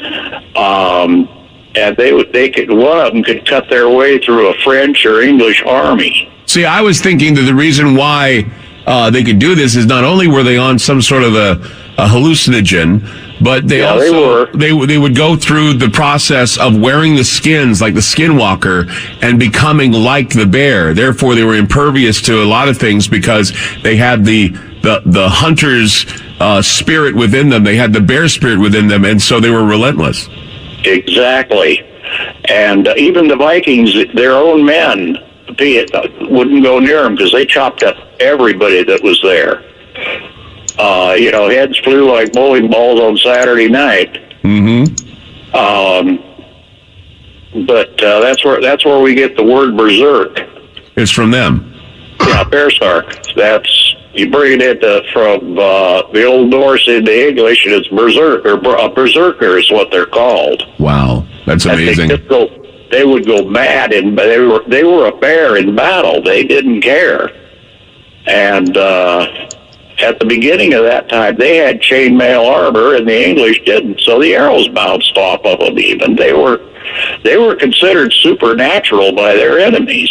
Yeah. Like I say, they were the biggest of the Norse, and the Norse were bigger men to begin with. Well, I just know that it's a terrifying thing to see in the movie, and it's a terrifying thing to think about, especially when we have these legends of Krampus and other, beings that were in the forest that could, come into villages and just wreak havoc on the people that lived there. Yeah, well, back then there was no light at night, none. Right. The fire was the only light you had, and it was a pretty terrifying place. Yep, and it would be terrifying now if we didn't have the power, if we didn't have lights. Yeah, it was that winter was the time of starvation too. That's when people the very young, and the very old were most likely to die. So yep, it's a pretty bleak time. So that's why you have characters like Krampus, I'm sure, because those things were there to, remind kids, don't go out of our sight, be with us at all times, because if you disappear, you die. It's just the way it is. And Krampus would have you. So anyway, Bob, thank you. I didn't know there was more to the Berserkers than just the film, so I appreciate that. Corvus, that scene, those scenes in that film really terrified me because I know a lot about, and you probably do too, about the idea of rituals that can transmogrify individuals. And of course, some of these old legends of the Skinwalker and how the Skinwalker is basically a man who transforms into an animal. And the idea that, werewolves and vampires, people tend to say that they never existed. What are your thoughts on vampirism and werewolves? I mean, what was it basically having the spirit of the wolf inside that would make them cannibalistic, or you stick along the lines of the lycanthropes and what they represented? Yeah, at times it definitely was. Partly, there was a study in a book called Lycanthropy, Werewolves in Western Culture, where they were talking about, probably about half the book, I've got a copy of it, where the guy was talking about how it was a psychological condition, and that's the reason why a lot of people were burned at the stake during the witch trials and previous, is because they claimed to be werewolves, when actually they were on hallucinogenics, or they were just depraved cannibals, and they were trying to use the defense of being possessed or becoming an animal and killing children in villages. There's a lot of stories in France and Germany especially. Mm-hmm. Yeah, exactly. Let's go to Jeff in Texas. Hi, Jeff. You're on Ground Zero. Jeff in Texas, you're on Ground Zero. Jeff in Texas, going once, going twice, and you're gone. Let's go down to Dennis in Alabama. Hi, Dennis. You're on Ground Zero with Corpus Nocturnum. Go ahead. Thank you. First, before I get into my subject, which won't take long, I consider your show to be the best on the radio. No contest there, and I really loved your show. I appreciate that. Thank you so much. All right, now, just the early part, you was talking about disappearances out west. Well, I used to live in the west myself and everything, and back in the day, and one of the things I heard, I don't know if you've heard about it or your guests heard about it, but the military's got a lot of underground bases out there, especially there's one particular one in Wyoming. Mm-hmm. That's run by the CIA, and they're the main kidnappers. They take people down there and they work on them and they program them to send them back to the surface, then to be assassins. I don't know if either one of you. Well, I don't know about Wyoming. I know there was an underground base at Dulce that's been well known for having monsters and possibly even aliens underneath it. And of course, there's Montauk, where of course, the television show Stranger Things was based on that, and the idea that there was underground bases and underground tunnels where they were taking in children, and they would make them remote viewers, and they would make them, they were doing a lot of mind control on them, and of course, they were doing some experiments that dealt with, opening up portals, and sometimes things got through, and reports of beasts and monsters, and things that resembled werewolves, bears, maybe even something that resembled Krampus, something demonic, was said to have gotten through. One even came out of the body of a person that was being mind controlled. It was a very, very terrifying entity, and I don't know what they did with it, but they have been known to have these underground areas where they can keep these types of creatures. Yeah, that's what I heard too. That a lot of these, as you said earlier, about some of these strange animals, I heard that they were government projects, and that these animals were actually being programmed as assassins. But every now and then, naturally, a particular animal didn't work out, but right. With most of them, it did, Well, I remember the Chupacabra legend. Do you remember the Chupacabra legend, where at the time it was reported in Puerto Rico that the Chupacabra was actually a monkey or a dog that got loose from a place where they were doing a lot of genetic experiments. And that this too, would attack the sheep, the goats. That's why Chupacabra is named Chupacabra, because it's the goat sucker.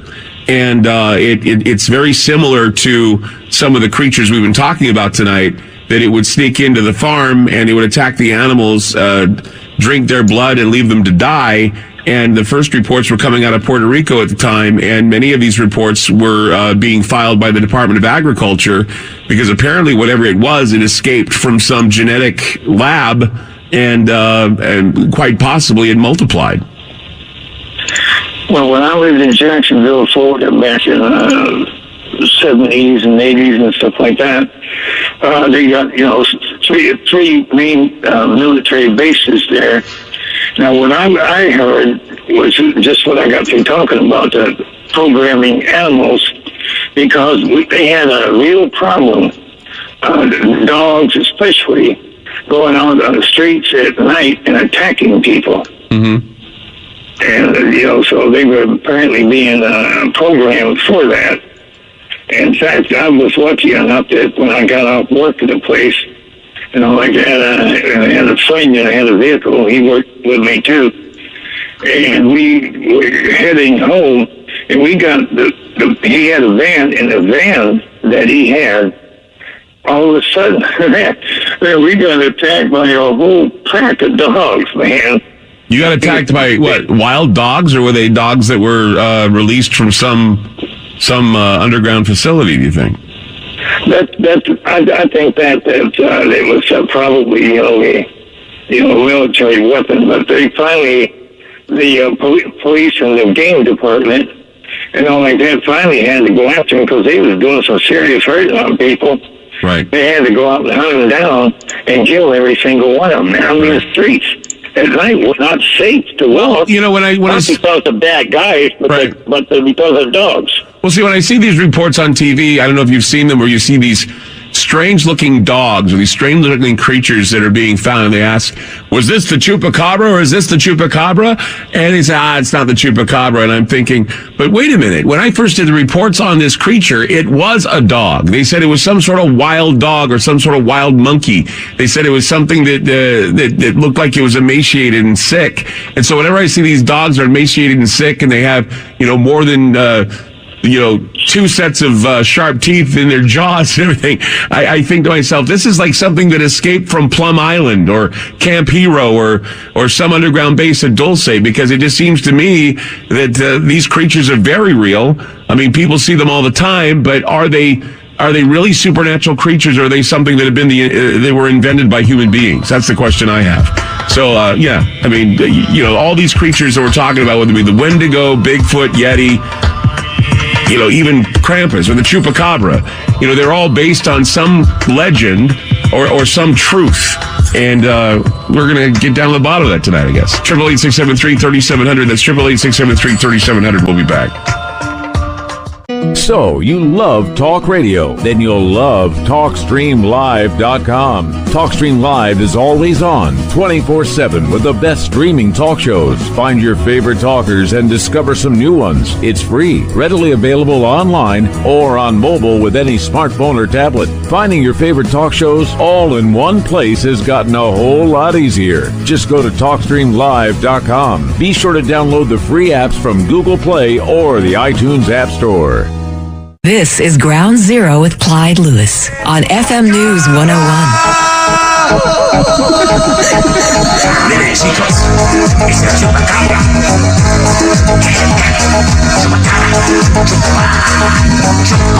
Chupacabra. ¡Ay! ¡Cómo me pica el chupacabra!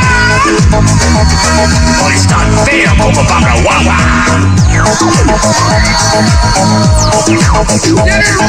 Some people say they have seen the chupacabra. After some tequila, he was dancing the lambada.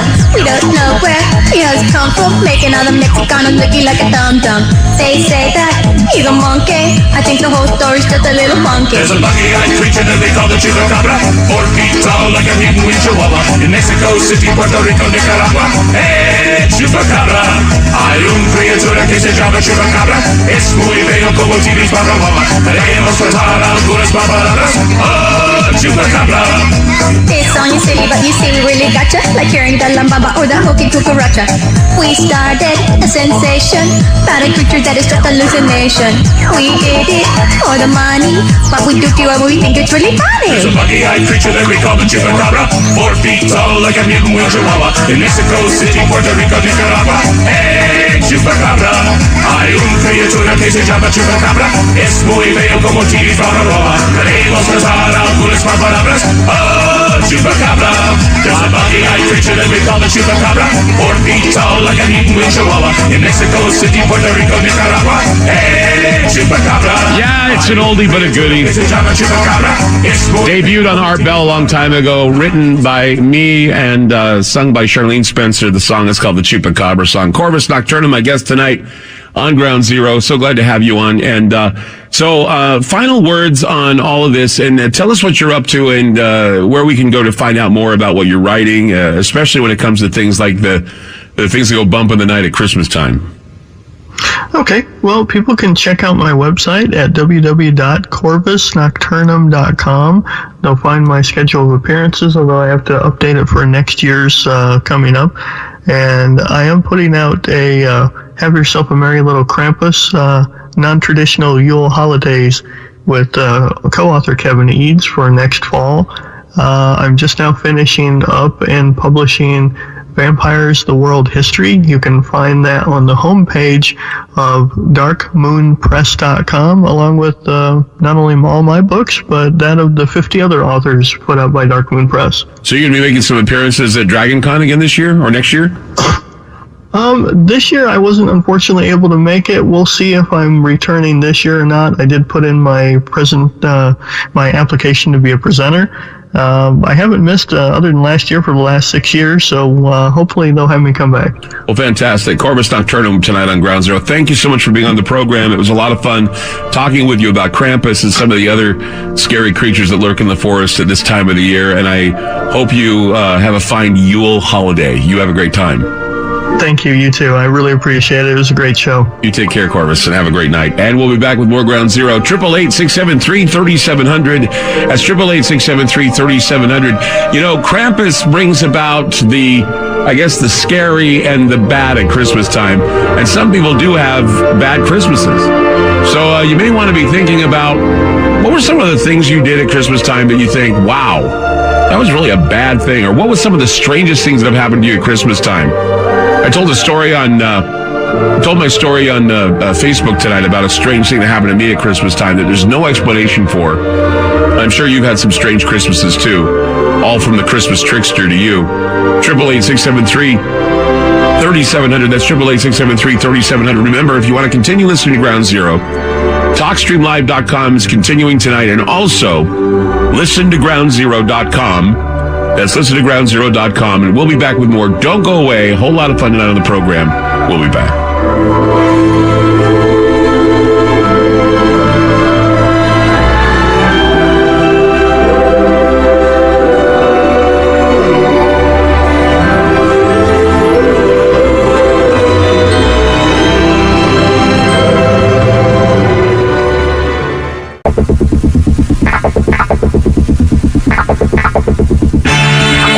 I'm Clyde Lewis, and this is Ground Zero. So we kick off December 1st talking about Krampus. Why Krampusnacht coming up on the 5th, and we're having a party at Renner's tomorrow. And I figured it's time to drag out the Krampus. And, it's our first, headlong jump into Christmas. After all, I mean, they're already playing Christmas songs everywhere else. They're playing that Andy Williams song, "It's the most wonderful time of the year, dong, ding, dong." And, you get that all through just Halloween and then Christmas music everywhere.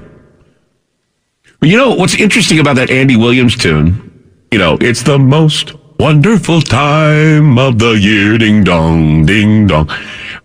There's a stanza in the song that goes, "There'll be parties for hosting, marshmallows for roasting, and caroling out in the snow. There'll be scary ghost stories and..." Wait a minute. Scary ghost stories. Did you hear that? "There'll be scary ghost stories and talks of the glories of Christmases long time ago." I could sing better if I didn't have this damn cold I was dealing with. Everybody else in the studio's singing it, so maybe we just bring them in and have them sing it. But you see, caroling and scary ghost stories. Now, why is that in that song? Well, it's because of the fact that scary ghost stories have been a part of the old-time Christmas charm for many years before America turned it into Hallmark cards, boxes, and bows. Krampus, man. Krampus predates the notion of Santa Claus by thousands of years, rooted deep into Germanic paganism. The Krampus is said to be a byproduct of medieval witchcraft, reworked 18th century folk Catholicism, and a whole bunch of other stuff. But I say that Krampus has an even deeper origin. I mean, Krampus is now growing, the presence of Krampus is now growing here in American culture. But it's more of a counterculture thing with the appearance of the Krampus in a movie last year. We got television shows, advertisements, greeting cards, medieval folklore, Krampus-related events, parades in North America and Europe. I mean, Krampus is growing, a growing phenomenon, and some people are worried about it. Krampus' arrival is usually tied to December 5th, which is the day before the Feast of St. Nicholas. And this is when Krampus appears in a lot of villages and towns in Europe, stalks the streets and roads. And what he's looking for is the bad kids, and in some versions, bad people in general. And he'd swat them with his birch switch. He'd beat them with his stick. And he makes use of a ragged old sack that he carries around. Sometimes he carries a basket or a wash tub, and he kidnaps bad children, and then he takes them away. He either eats them or he takes them to the underworld as punishment for their sin.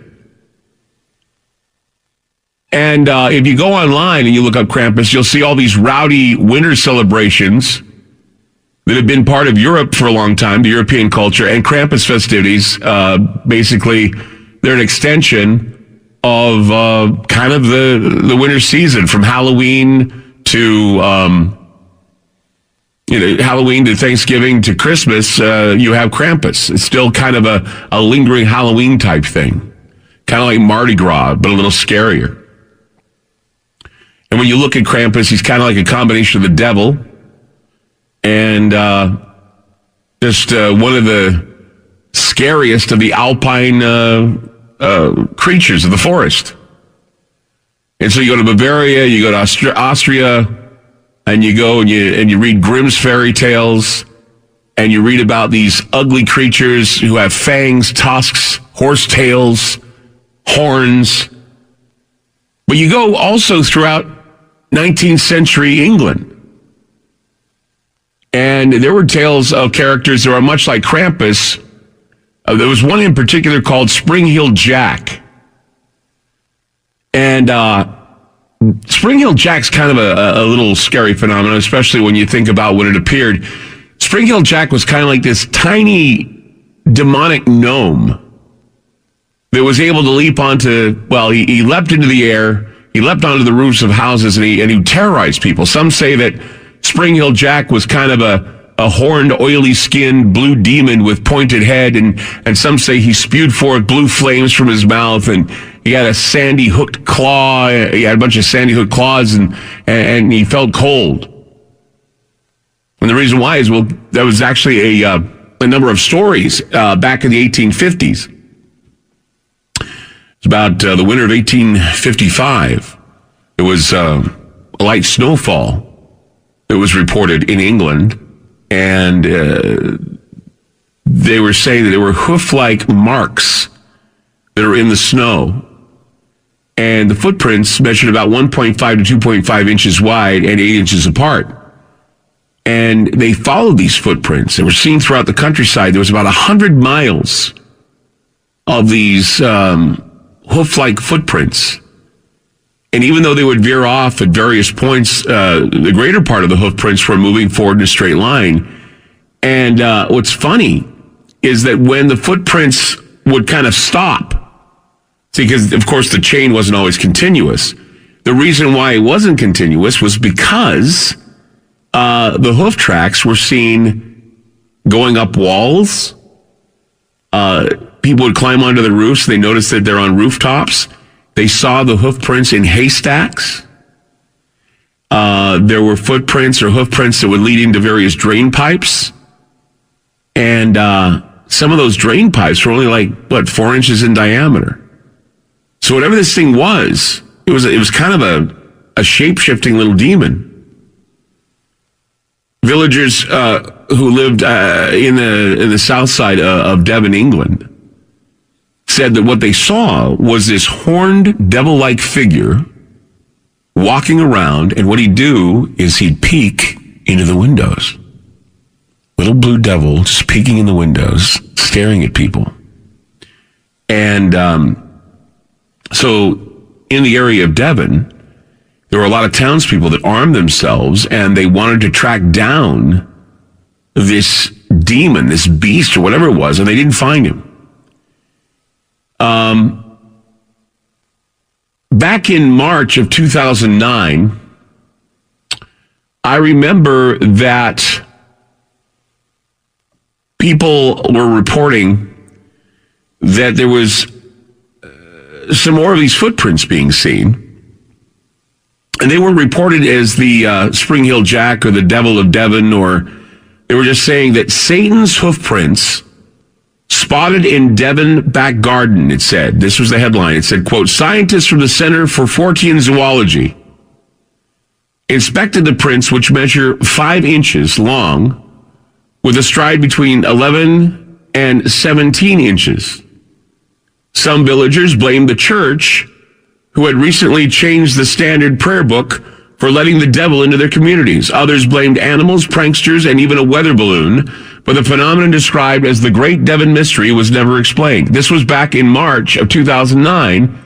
The devil's footprints were seen again in the snow, and they were being tracked. The prints did resemble those of a goat, and skeptics brought up the possibility that maybe they were rabbits, or maybe even a kangaroo that escaped from a zoo. But there was no record of a kangaroo escaping from the zoo, and no explanation for the curious hoofprints in the snow. So, are we to believe that perhaps, something like this, as far back as 2009, it's not that far away, right? It's a few years ago. The people were bringing up the possibility that what they were seeing was something similar to Krampus or some other demon, a horned hairy creature with claws that were covered in dirt. We just were talking with Corvus Nocturnum about these creatures, these strange creatures, and I also reported, and I don't know if anybody knows this because the mainstream's not going to report it, so I have to report it to you, that apparently scientists have proven, or they have discovered, that the Yeti exists. They discovered that the Yeti are real creatures. In fact, while we've been, thinking that the Yeti are like the abominable snowman or they're like Bigfoot,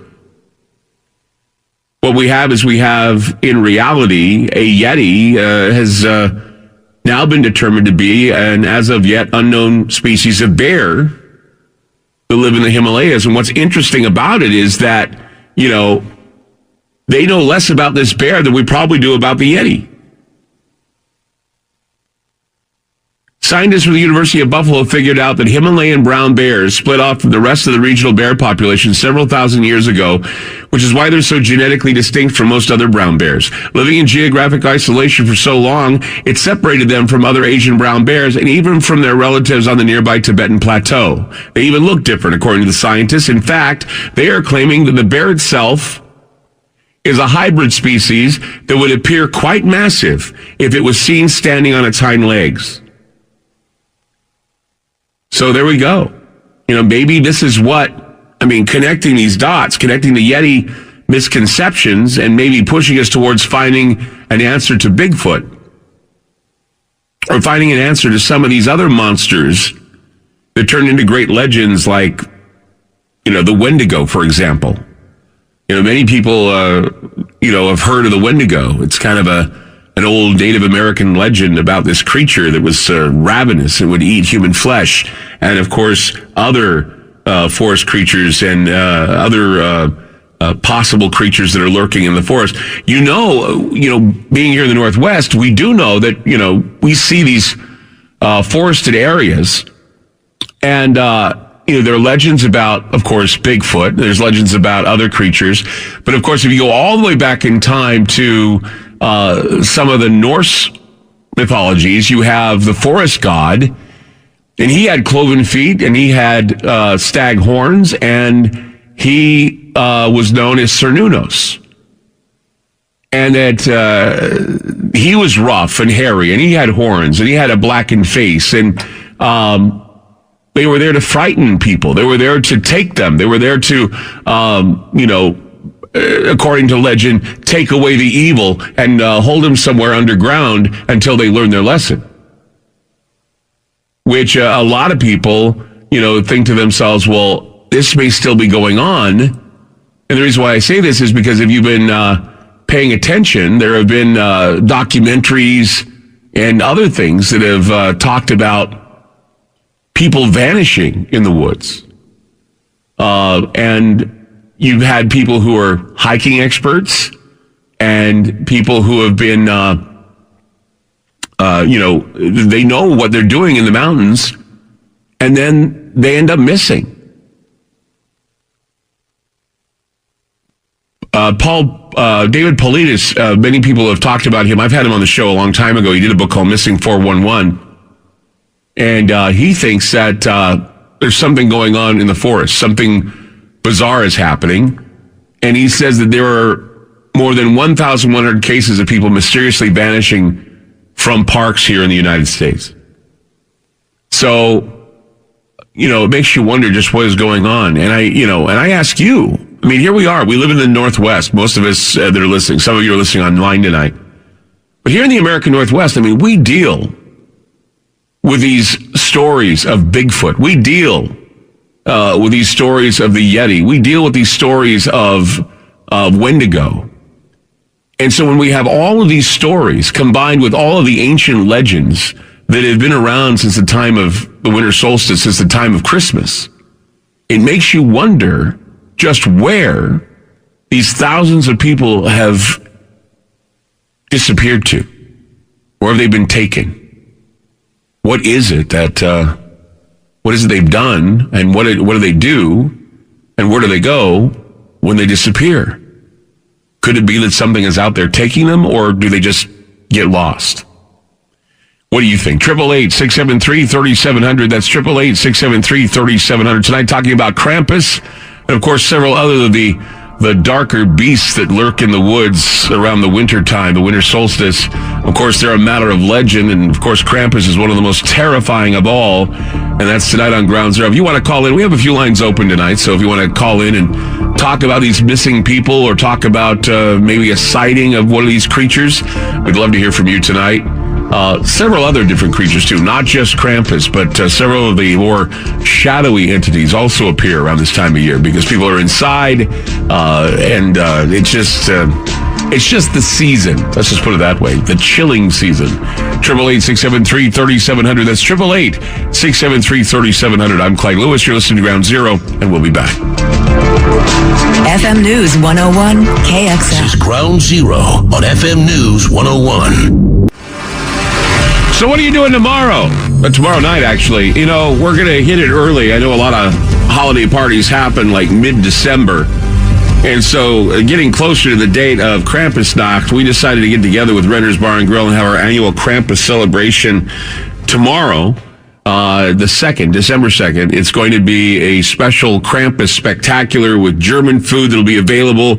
Always good German food every year at Renner's. Good things to drink, good people to hang out with. It's always a fun time for everybody. That'll be tomorrow, Saturday, at Renner's, starting at 7. We're going to be there, 7819 Southwest Capitol Highway. That's 7819 Southwest Capitol Highway.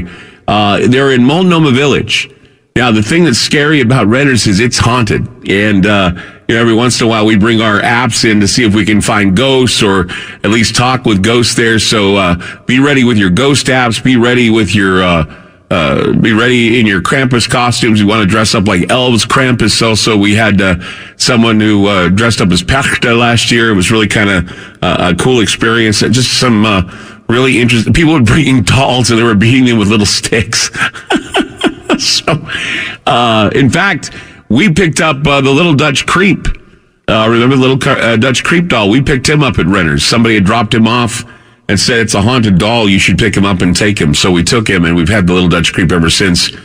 You never know what's going to happen at these Krampus parties, Krampus get-togethers. I'll be there, and we'll love to see you there as well. We'll have also Ground Zero stuff available if you want to get some stuff for your Christmas stockings. Ground Zero stuff will be there, and all kinds of other cool things. So remember, tomorrow, Renner's, 7819 Southwest Capitol Highway. That's 7819 Southwest Capitol Highway, right there in Multnomah Village. We'll be there around 7 o'clock, and we're kicking off and going all night long, or as close to all night long as we can before we get tired and want to bail. But it's going to be a lot of fun. We had a lot of fun last year, and once again, I can't stress enough how good the German cuisine is there. If you've never had German food, this is your chance to try some of the best German food that they have. You may want to go to Renner's website and look at their menu. It's that good. Anyway, we'll be back with more Ground Zero. Your phone calls right here. Don't go away. 888-673-3700. That's 888-673-3700. We'll be back. I'm Clyde Lewis. You are listening to Ground Zero. The numbers to call tonight, 888-673-3700. That's 888-673-3700. Do you ever worry what might be coming for you in the night? Some dark creature, some dark entity coming through the house and nabbing you in your sleep? Happens all the time. People wind up missing. Some people say it's because of something that may be out there lurking in the woods or something else. And it's all down to whether or not you're going to protect your children this Christmas. It all goes down to whether or not children behave. It's always been that story lurking that if you don't behave, somebody is going to come and take you away. 888-673-3700. That's 888-673-3700. Go to David in Virginia. Hi, David. You're on Ground Zero. Hi, Clyde. When thinking about things that go bump in the night in the Christmas season, I think of the Dr. Seuss story, The Grinch. Mm-hmm. Now, if I remember correctly, the story, the Grinch was a socially awkward man who just didn't fit into society, and he hated people. And then he ultimately fled into a forested mountain, where he morphed into a monster at that time. And then he would come down at Christmas time to try to steal away people's joy. And I'm at work, so I can't Google the origins of the story. I'm not sure if it was based on folklore or not. Well, I mean, I would say that when you're looking at different types of metaphors of the Grinch most certainly would be representative of a hairy creature, of an awkward hater of Christmas, turning into a creature, going into the woods, turning into a creature, and coming back and trying to steal Christmas from people. That most certainly would be a definition that would be similar to Krampus. Right. And then earlier, just a little while ago, you were mentioning the story about the hoof footprints, and that brought to memory the story of the Jersey Devil and the Mother Leaf story. And I'm not sure if that was a dark season story or not. Well, I would say yes, it is. It most certainly is. And that's the thing, is that when you're looking at a lot of the Northern European legends, and when you're looking at the countries that basically had these legends, they lived in times where when the darkness came in the winter, it certainly was terrifying for them. And every little bump, every little scream, every little howl would turn into something, greater. And so, and you look at Dr. Seuss, for example. His name was Theodore Geisel. He was actually the son of German immigrants. And so that would mean that he was very familiar with Krampus. And so, when he wrote the Grinch, I'm sure that it was based a lot on that story, the introduction to, what Krampus would have been if he'd been nothing more than a Dr. Seuss character. And what about coping mechanisms? How did people mentally cope with the scary long winter season prior to the invention of electricity? Well, they would chocolate cake back then, light a lot of fires. They'd light a lot of candles, and they would also do banishings. They would call priests in to banish dark, evil spirits from homes, because in the wintertime, these darker spirits, these shadowy people, these other than Krampus would lurk in their homes, and they would have them banished. You missed my joke. I said, did they have chocolate cake back then? I just got it now. You would be a great scary story teller around the bonfire at the Christmas season. You got to do that sometime. I'd love to do that. You got to come out to the East Coast sometime and do a show or have a conference or something, so all of us East Coasters can come and meet you. Well, ask the radio affiliates, see if they can find a way to get me out there. I would love to do. I'm open for that. I mean, if the affiliates out there want me to come and speak, I'd love to fly out there. Just love your show. I appreciate it. Thank you for calling in tonight. Yeah, he brings up a very good point, because I mean, We know of the Grinch. And, the Grinch, very popular character. Every Christmas. I love the Grinch. In fact, one of my favorite artists is the guy, what's his name? I had him right on the name, right? Chuck Jones. Chuck Jones is the guy that did the artwork for the Grinch. He's also one of the guys that did the artwork for a lot of the Warner Brothers cartoons. And of course, Boris Karloff did the voice of the Grinch. So, some of my favorite people are involved with the Grinch. Dr. Seuss, for example, Boris Karloff doing the voice of the Grinch, and of course, Chuck Jones, the guy who was the artist and the animator for the presentation. So the Grinch is, it's just a classic. And as I said before, when you're looking at Dr. Seuss, his name was Theodor Giesel, he was very familiar, since he was the son of German immigrants, he was very familiar, I'm sure, with Santa's Dark Helper, who is known to, go after the bad children and, devour them. And so, you just take a look at the Grinch, and he's always been the icon of the creepy part of Christmas. But now, since Krampus has arrived, he's no longer as scary. And so that's why I think that maybe it was kind of like the gateway. He knew about Krampus, but he would rather give us something like the Grinch, and the Grinch was just as good, if not better than. Very good story every time. Let's go to Gloria in Pennsylvania. Hi, Gloria. You're on Ground Zero. Yeah. First, real quick, I want to tell you, this is a treat for me, because on my radio, I lose you at 1 o'clock. Oh, thank you for listening this late. I love it. I'm only able to listen because I'm on the radio, on the phone. Oh. The radio won't hold you this long. Well, I'm glad to have you on the phone listening. You also listen online too, but go ahead. Okay. Now, I was always a hiker when I was younger. Mm-hmm. I still would be if I could do it. Mm-hmm. Okay, my mom warned me this one day. She says, because I told her there's different things I've seen in the woods and stuff, shining eyes and so on. And this one day she told me, she says, I want you to watch out. If you ever see anything on any trees, like it looks like a fur coat hanging on there, do not go up to it, because there's been different ones. They go up to it, go to take it, they get scratched, sometimes cut, and sometimes there's people that disappear, and they think that fur coat did it. All right, this about a few weeks later, I goes hiking again. Well, as I'm starting to go out of the woods to go back home, I got a glimpse of something on a tree that didn't look right. I looked over. It looked like a short fur coat. Mm-hmm. I was very inquisitive, a very curious child. I thought, what in the world?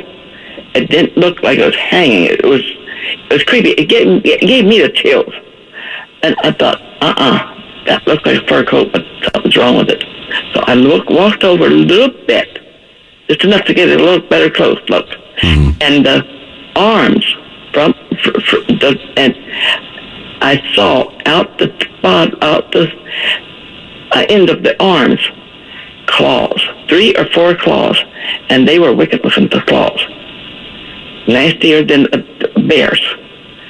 Then, on like a coat, there was legs at the bottom with claws.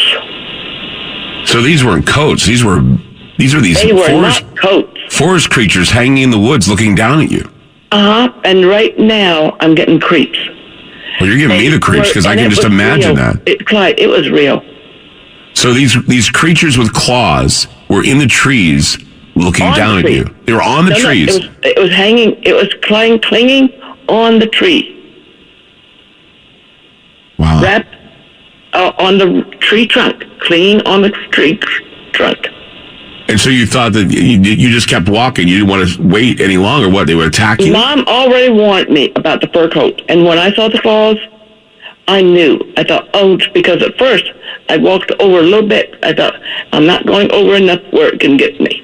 You know that's what Krampus means. Gloria. Krampus is German for Krampen, meaning the claws. This is when you talk about him, I wonder, is he connected with that so-called fur coat? So he was a skin or a coat, and that he... This is what I'm wondering. I don't think it was a fur coat at all. I think what we were seeing, you were seeing some sort of creature. It was a creature. A creature with claws and hair. Wicked ones. Wicked claws and hair hanging from the trees. Fur, yes. And you never figured out what it was? Nope. Not a bear. I didn't even want to see another one. I prayed as on my way out, and I never saw another one after that. And it was in the late fall. That's when they always come out. Yes, that's what I thought.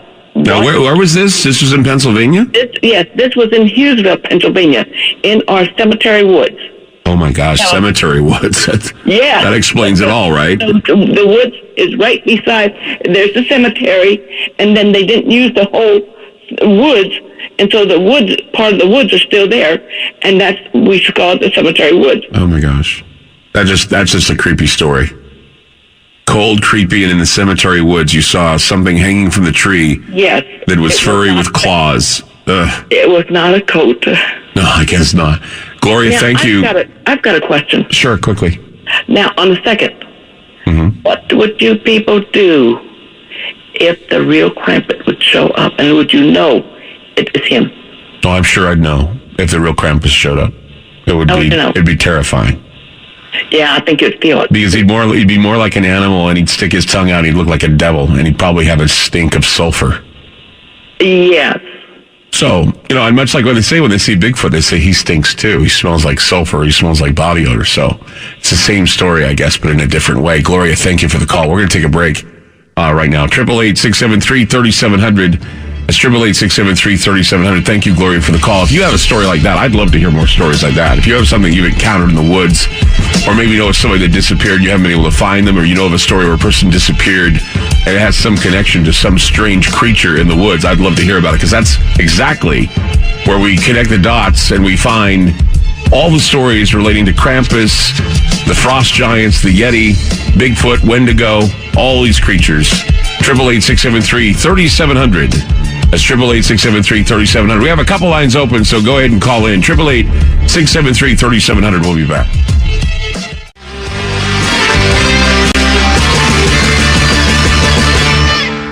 You're a mean one, Mr. Grinch. You really are a heel. You're as cuddly as a cactus, as charming as an eel, Mr. Grinch. You're a bad banana with a greasy black peel.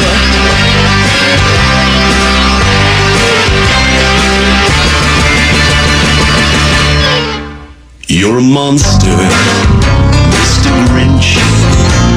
Your heart's an empty hole. Your brain is full of spiders. You got garlic in your soul, Mr. Grinch. I wouldn't touch you with a 39.5 foot pole.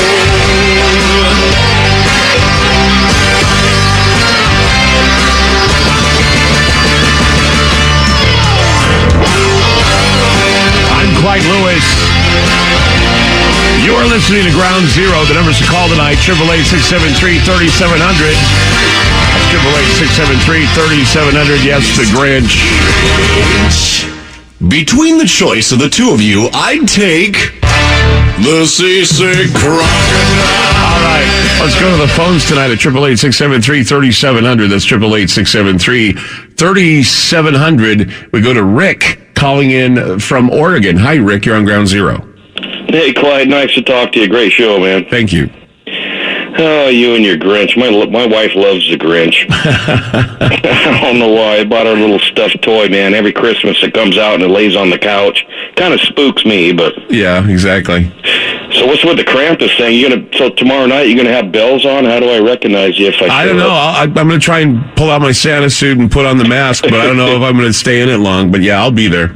Yeah, actually, you're kind of hard to miss. That's true. I met you up at Mount Adams there. You got your voice is very distinctive. Yes, for sure. good grief, you're talking about so many different things. You know, the Wendigo? Yes. You go back to the native claims that those people had. Yes. That was like a cannibal that came out in the winter. I don't know where it originates from, but it sounds like they had some really tough winters, maybe. Well, Krampus was a cannibal. Krampus would eat the kids. I mean, I'm just saying that, you know, you have all of these stories of the winter cannibal or the winter child eater or the woman eater.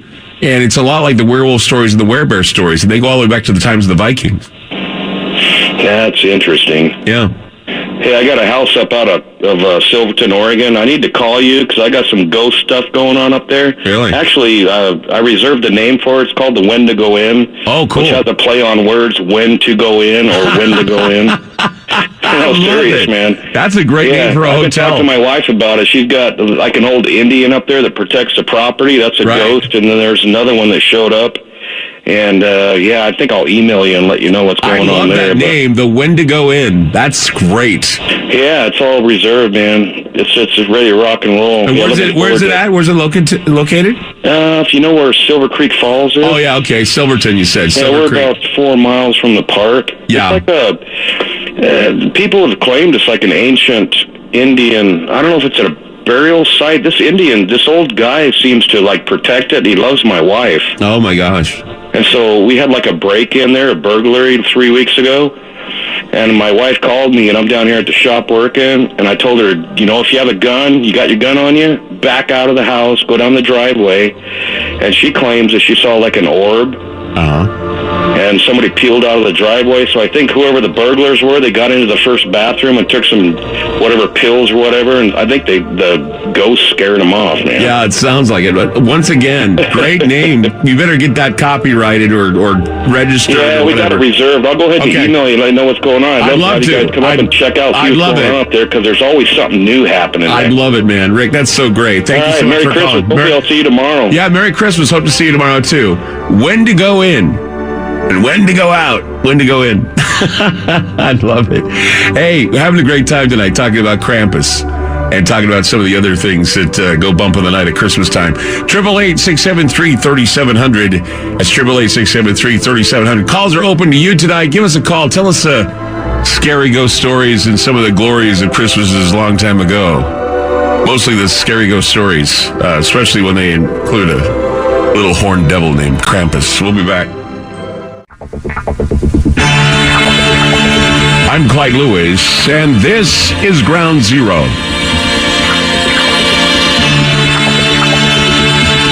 The numbers to call tonight, 888-673-3700. That's 888-673-3700. You know, living in the Northwest is awesome because you basically, you get invited to go hang out at like Bigfoot festivals and Yeti festivals and things of that nature. And I remember back, before I came to Portland, I never really believed in Bigfoot. And then I came here, and I remember meeting Lloyd Pye, the author of Everything You Know Is Wrong. And he started, actually making some sense about crypto unknowns. It gave me a reason to explore claims of crypto animals, crypto critters, I guess. And, of course, sightings of Bigfoot can be connected to other sightings of other creatures, and people have actually said that perhaps the Bigfoot is from another dimension or whatever. And I kind of turned off to that because while I like a good paranormal story as much as anyone else, I kind of like to be more practical when it comes to the Yeti or to something that would be considered a cryptozoological animal. And I just read a story I've been reporting all night that scientists have now discovered the Yeti is a real creature. It's just not what we thought it was. It's now considered a hybrid bear that is very rare.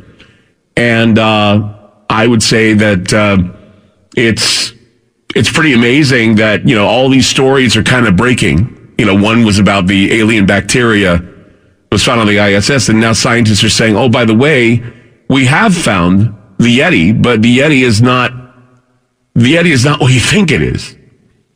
And so I read about that, and I thought it would be interesting to, bring that up because, of course, a lot of these stories about the Yeti are, I'm sure connected to a lot of these stories about the deep forest wooded creatures that would come out during the winter. And I've always, had an affinity for Krampus, the character from the old Christmas stories that, he didn't come over on the Mayflower. This is, he didn't come over on the Mayflower. And so for the longest time, the idea of a horned wood monster carrying a bag full of children appearing in the, window, of FAO Schwartz, I don't think would be a very, good thing for kids. I think it would terrorize shoppers. Someone actually sent me some animatronic thing where you see Krampus like holding a child, by the ankle. And somebody actually sent me a handmade Krampus doll that I really love, and I forgot who it was. I lost the letter, but because I was so blown away by the craftsmanship of this Krampus doll. What's funny is that the person who made it said that while they were making it, they handmade it. They said that the child that is actually being chained or has a chain to Krampus's hand looked a lot like Donald Trump, and I never really thought about it, but it kind of does. So. Anyway, but I have this. That's one of my highlights of my year this year was getting this Krampus doll. But I think that as I have said, I've covered a lot of the creatures in the wintertime that have shown up in a lot of the tales and the Fortean speak and everything. And of course, back in 2009. They had a reappearance of a demon or what would be a Spring-Heeled Jack in Devon, England, where it was leaving behind these hoof prints. Of course, Krampus is actually German for hooks or claws, or hoofs, I guess, or Krampus was horned and hairy creature. He had claws. They were covered in dirt. The demon with the sandy claws, I guess you could call it that. So you have the sandy hooks and the sandy claws, and eventually that evolved into the Santa Claus, maybe. I don't know. Sandy Claus, Krampus. He would have the huge sticks. He'd be the children. And I know that this is kind of me indulging in a little bit of fantasy, right? But you got to understand that a lot of these so-called fantasies or legends, a lot of them are based on real fears and realities that were at the time unexplainable, and they're still unexplainable to this day. I mean, when you're looking in the house and it's dark and you have no power, the dim light can play tricks on you. I mean, we can still entertain the idea that there are beings that are interdimensional, but they're somehow conjured, manifested. I mean, when a group of people are experiencing a darker outcome of things, they can be frightened easily, okay? You can be caught up in the elusive mystery of whatever it is that's out there. And people say there's no Santa Claus, and that, it's all some, legend that was spun by these primitive people, and that they based a lot of the traits of Santa Claus on St. Nicholas, or that that Santa and Krampus were the same thing, that the horned demons, the little demonic goblins, and the gnomes can all be found in ancient cultures and histories, and that why is it that the same stories like the leprechauns and the elves and all that, why do they continue?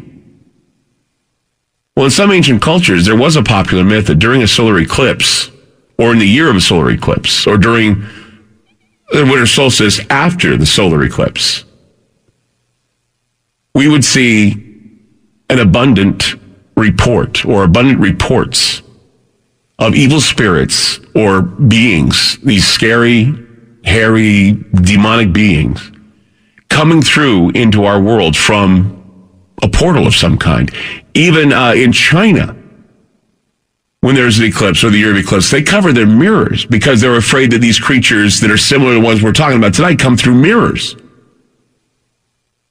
And so the prevailing myth is that throughout Europe, these demonic entities that followed or accompanied Santa were called the mirror opposites, the animated mirror opposites. And so we have this twinning aspect that melded these personalities of the good cop and the bad cop So we have Krampus, the devil. He represents the devil and all its evil, and he actually is the punisher of all these children. And then we have the good cop, which would be Santa Claus, who rewards the children if they do well. So if we twin Krampus with Santa Claus, we get this character named Rubizal, which he's another hairy and evil, they call them alfars, or they call them fairy folk or gnomes that move back and forth through the chimneys and the fireplaces. So, that, again, was applied to the Santa Claus legend. Rubizal was this creature that would hang out in the fireplace. And he entered and exited through the mirrors. So he came into the world through the mirrors, and then he'd hide in the fireplace. And then when you see Krampus again, now you can look all this up because I'm just connecting some dots here that's kind of amazing I discovered when I was doing my research. You go to Krampus and you look at the mirroring entity of Krampus. And you see that Krampus is represented by a horned, demon-looking creature. Some people say he looks like a goat. Others say he looks like a bull. Others say that he looks like, a demon. But go back to the Phoenician god known as Molech. Now, many people know Molech because of, the cremation of care ceremony at the Bohemian Grove. We've talked about that before. But Molech is not an owl. That's something that Alex Jones came up with. They said, they go around this owl named Molech. It's not named Molech. There's no owl named Molech. The god Molech, or the horned god Molech, was actually mentioned, and some of the practices we do now for Christmas were mentioned in the Old Testament, and this was mentioned thousands of years before Christ.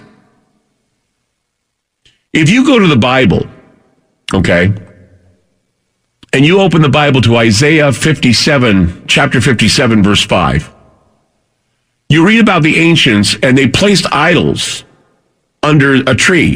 And it says in Isaiah, it says, "You burn with lust among the oaks and under every spreading tree. You sacrifice your children in the ravines and under the overhanging crags." And then you go to the 10th chapter of Jeremiah in the Bible.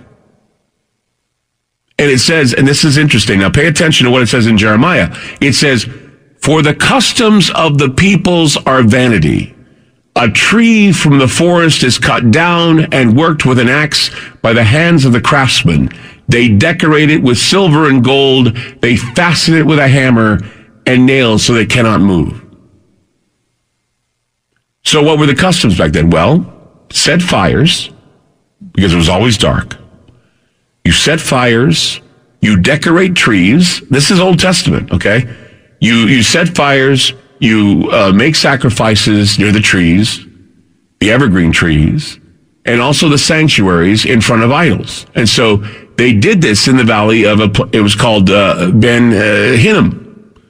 And so in ancient times, we know, the Phoenicians in Carthage and elsewhere had a reputation for sacrificing children. And when there were some explorers in the 1920s that found 6,000 funerary urns in the sanctuary of Tanit, where the little children of Carthage were sacrificed for the sake of the city's security, meaning they wanted the darkness to go away, and they would make deals with horned idols that if the children were killed, that would provide safety from the evil entities and to ensure that the sun would return. These monsters, these winter monsters, were so terrifying to the people that they had to do something, offer a sacrifice. I mean, what kind of psychosis were people going through in those times? And so they go into these sanctuaries, and there was this large stone idol. It had the head of a horned bull. Now, what is Krampus? He has the head of a horned goat. Well, this horned god that they went to, Molech, had arms where the child would be placed. And then they had ropes and pulleys that would raise the arms into heaven, and then the child would then fall out of the arms into a pile of burning oak. And this was the gift under the tree, the gift to Molech, the horned devil. And that would be in exchange for the birth of the Son. Sol Invictus, the unconquered Son. So, what types of superstition and stories can be created by traumatic encounters with horned devils and goblin-type people when, here we talk about, this has been handed down for thousands of years. It had a hiatus, and now the same demon, the same entity is coming back. Now, why is it returning? What does it represent? And I think more and more people in the future are going to be seeing this, or at least they're going to have experiences with these entities. They don't have to be horned demons. They can be shadow people. They can be other characters lurking in the homes. And people have had these experiences all the time, and they don't know where to go to report them. They don't know what to say. Now, most of the time, these things could happen in the winter. Usually they happen in the winter, because most of the time we spend time in our homes and we see things that we don't normally see. I mean, usually we're busy in the summer. We don't have the time to see these things. We look up, we see UFOs, we see all sorts of crazy things. But it's this time of the year.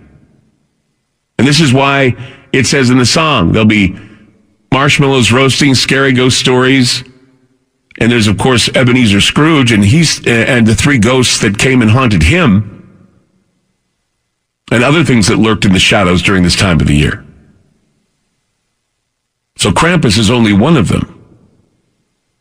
What are the others that you've encountered? What are the others that you know about?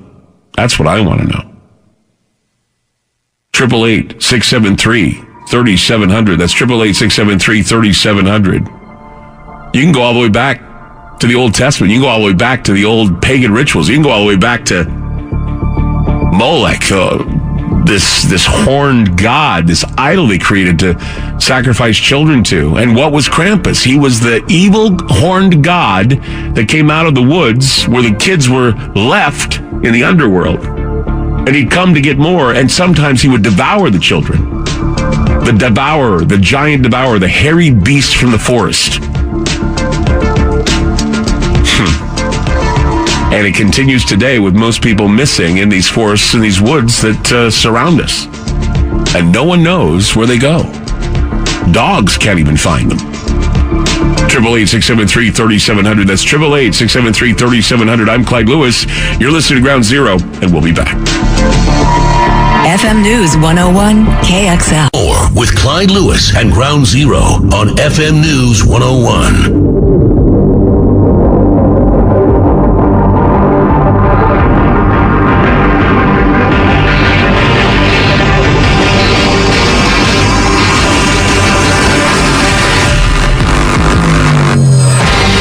I got a great email I want to share with you.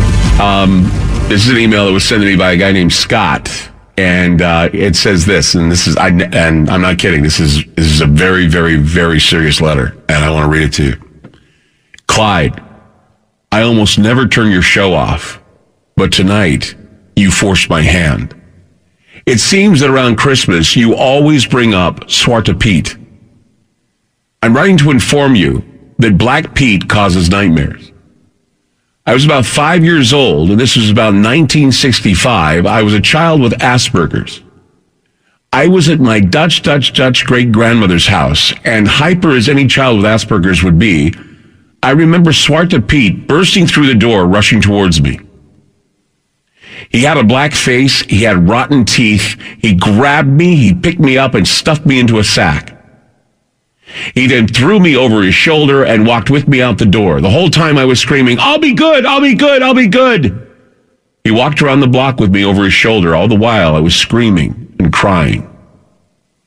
Clyde, please, don't bring those memories back, or I'll just have to stop listening to your show in December. Black Pete is a real, literal nightmare to me. Regards, Scott. This is, wow. I mean, I'd never had a reaction to Zwarte Piet. I mean, we were talking about Zwarte Piet being like this, debating on whether or not they would still have him in the Dutch parades because of the fact that people worry that having Zwarte Piet in these parades is racist. So they replace Zwarte Piet with Krampus. And Krampus shows up, and he's even more terrifying. But I never thought I'd get a letter from someone telling me that they were terrorized by Zwarte Piet at their Dutch grandmother's house. I'm sorry, Scott. I didn't realize I was triggering you, but yeah, Zwarte Piet nightmare. That's what the email says tonight. Zwarte Piet nightmare. And as I said, I was dating a Dutch girl. Her name was Alicia, and her grandmother and grandfather would have these Christmas celebrations, and we'd have poppers and all kinds of cool things. What they call them crackers. You know what a cracker is, where you just pull it apart and explodes. They had crackers and all this cool Dutch stuff. And then Santa would show up, and then either Zwarte Piet would show up or Krampus would show up. And it was pretty amazing, the reaction of kids when Krampus would show up or when Zwarte Piet would show up. Sorry, Scott, I don't think I'll bring up Zwarte Piet again. Okay? So you won't hear from him again tonight. 888-673-3700. That's 888-673-3700. Back with more Ground Zero. Don't go away.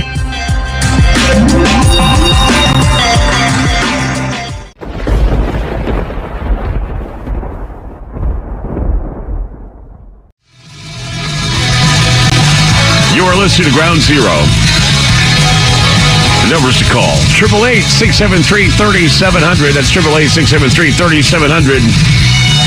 We're just days away from Krampusnacht and a day away from our Krampus party at Renner's. So just kind of observing the Krampus holiday before St. Nick comes on December 24th to deliver the toys. But, of course, Krampus is there to make sure that he punishes those who do the bad stuff. Let's go to Gary in Oregon. Hi, Gary. You're on Ground Zero. Hi, Clyde. Hey, thank you for taking my call. You bet. You have got me really spooked tonight. I do? I grew up in the church. My mom took me to church, from the time I was a little kid. Mm-hmm. And we decorate the tree every year. And in fact, I was over there today putting up her tree for her.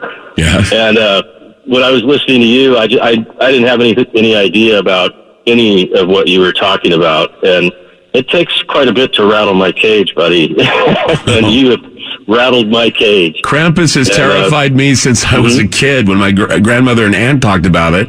And then I got older and realized that Krampus was part of the tradition in Holland and other places. And then kept it under my hat for a while. And then now it's back in the United States. Krampus is now here. It's just the old scary creature from the woods with the horns and the sharp teeth. And he looks like a demon. That's for sure. Well, I'll tell you, the Bible also says, as in the days of Noah, it will be the days of, the days of end. And the things that walk the earth then will walk the earth again. They'll come upon the earth again. Yes. And it says that some men's hearts will fail them because they won't be able to comprehend what they're seeing. Mm-hmm. And, we hear about, more and more of these cryptids. You hear about Dogman and you hear about all this other stuff. And you were just talking about Yeti.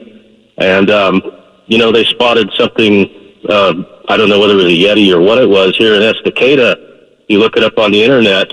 Some people were out chopping wood, and this creature came along, and they said it looked like it was wounded. Mm-hmm. It was this big, furry, white creature, and it had blue eyes. Wow. And they left their chainsaw and everything in the woods. They wouldn't go back out there and get it for a couple of days or something. That's too terrifying, man. That's just terrifying. Yeah, but... well, people are saying... I just want to thank you for the education tonight because, that's important to me. Sure. Thank you so much, Gary, for calling the program tonight. I really appreciate it. Hey.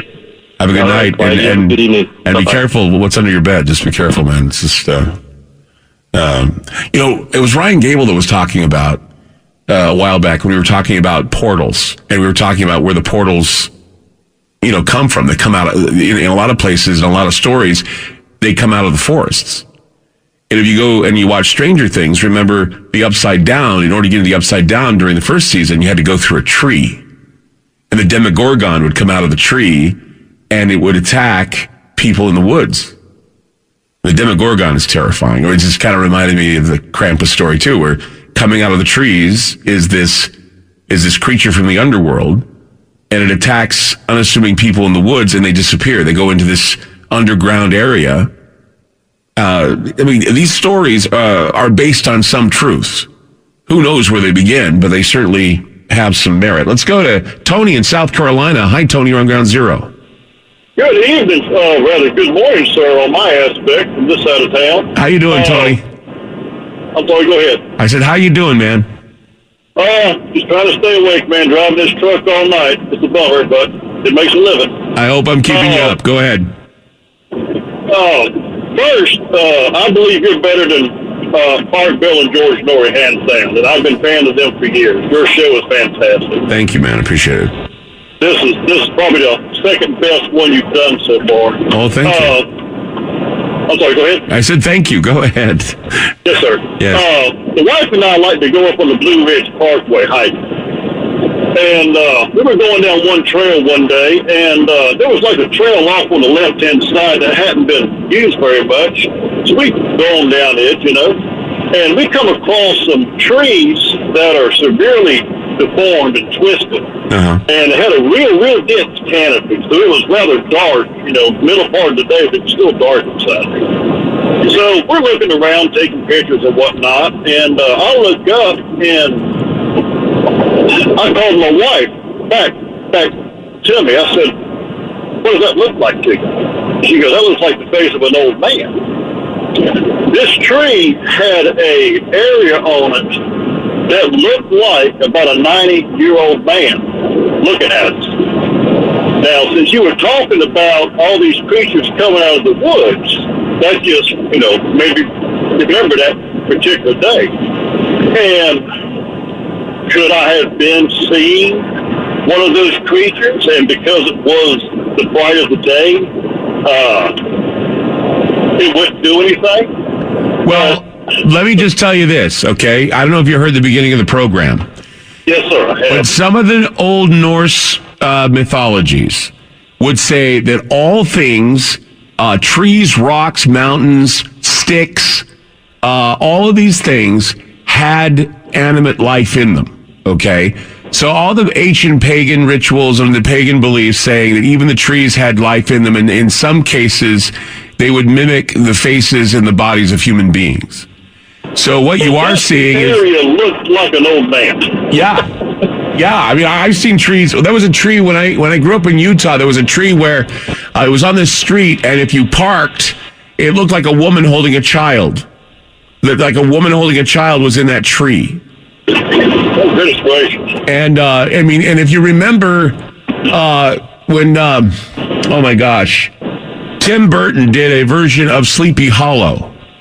And if you remember in Sleepy Hollow, the headless horseman would come out of a tree and blood would shoot out of the tree. And whenever anybody would die, they would become part of the tree. And so, their spirit and their soul and their essence was in the tree, and they formed, when you looked into the bark, you could see the face of a human being. I think that's pretty, I don't know if it's common, but it's certainly part of the folklore that, yes, there were people who were seen in the trees, or there were what they call the tree gods, or the Cernunnos, which are, of course, horned beings that would run through the forest. The dark horned beings would run through the forest, and they too would attack because they were vicious. Well, I'm actually getting chill bumps talking about this right now. That's how much it had an impact on me. But a lot of the stuff you're talking about with the Bible, with the different sayings of the Christmas story and explaining it in detail, man, you got me hook, line, and sinker tonight. This is fantastic.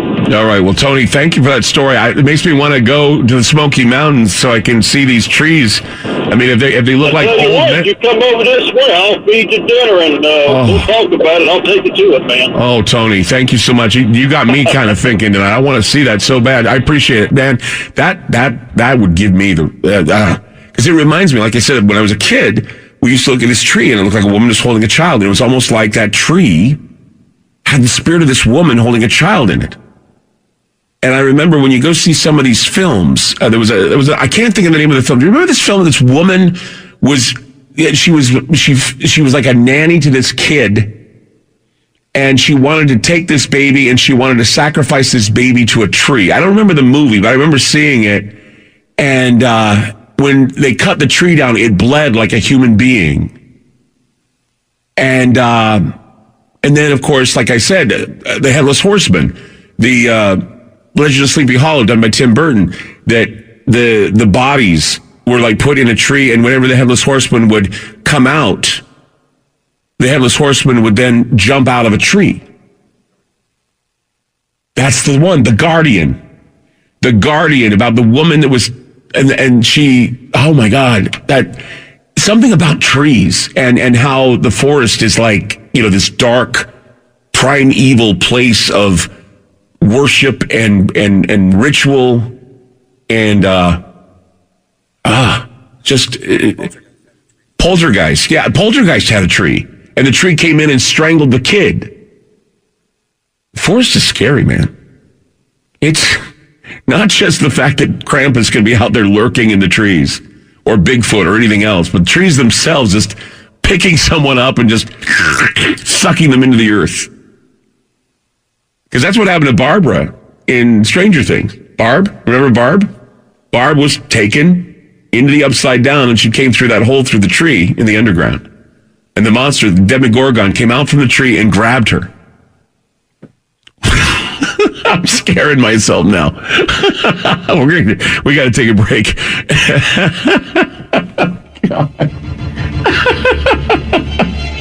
I'm scaring myself. That's why I'm laughing. Yeah, it is terrifying when you think about it. All right, I'm going to go gather my thoughts here, and we'll be back with more of your phone calls. 888-673-3700. That's 888-673-3700. We'll be back. FM News 101 KXL. You're listening to Ground Zero with Clyde Lewis on FM News 101.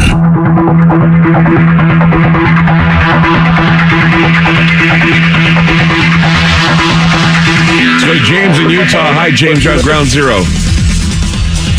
Hey, man. How's it going, brother? Going well, buddy. Go ahead.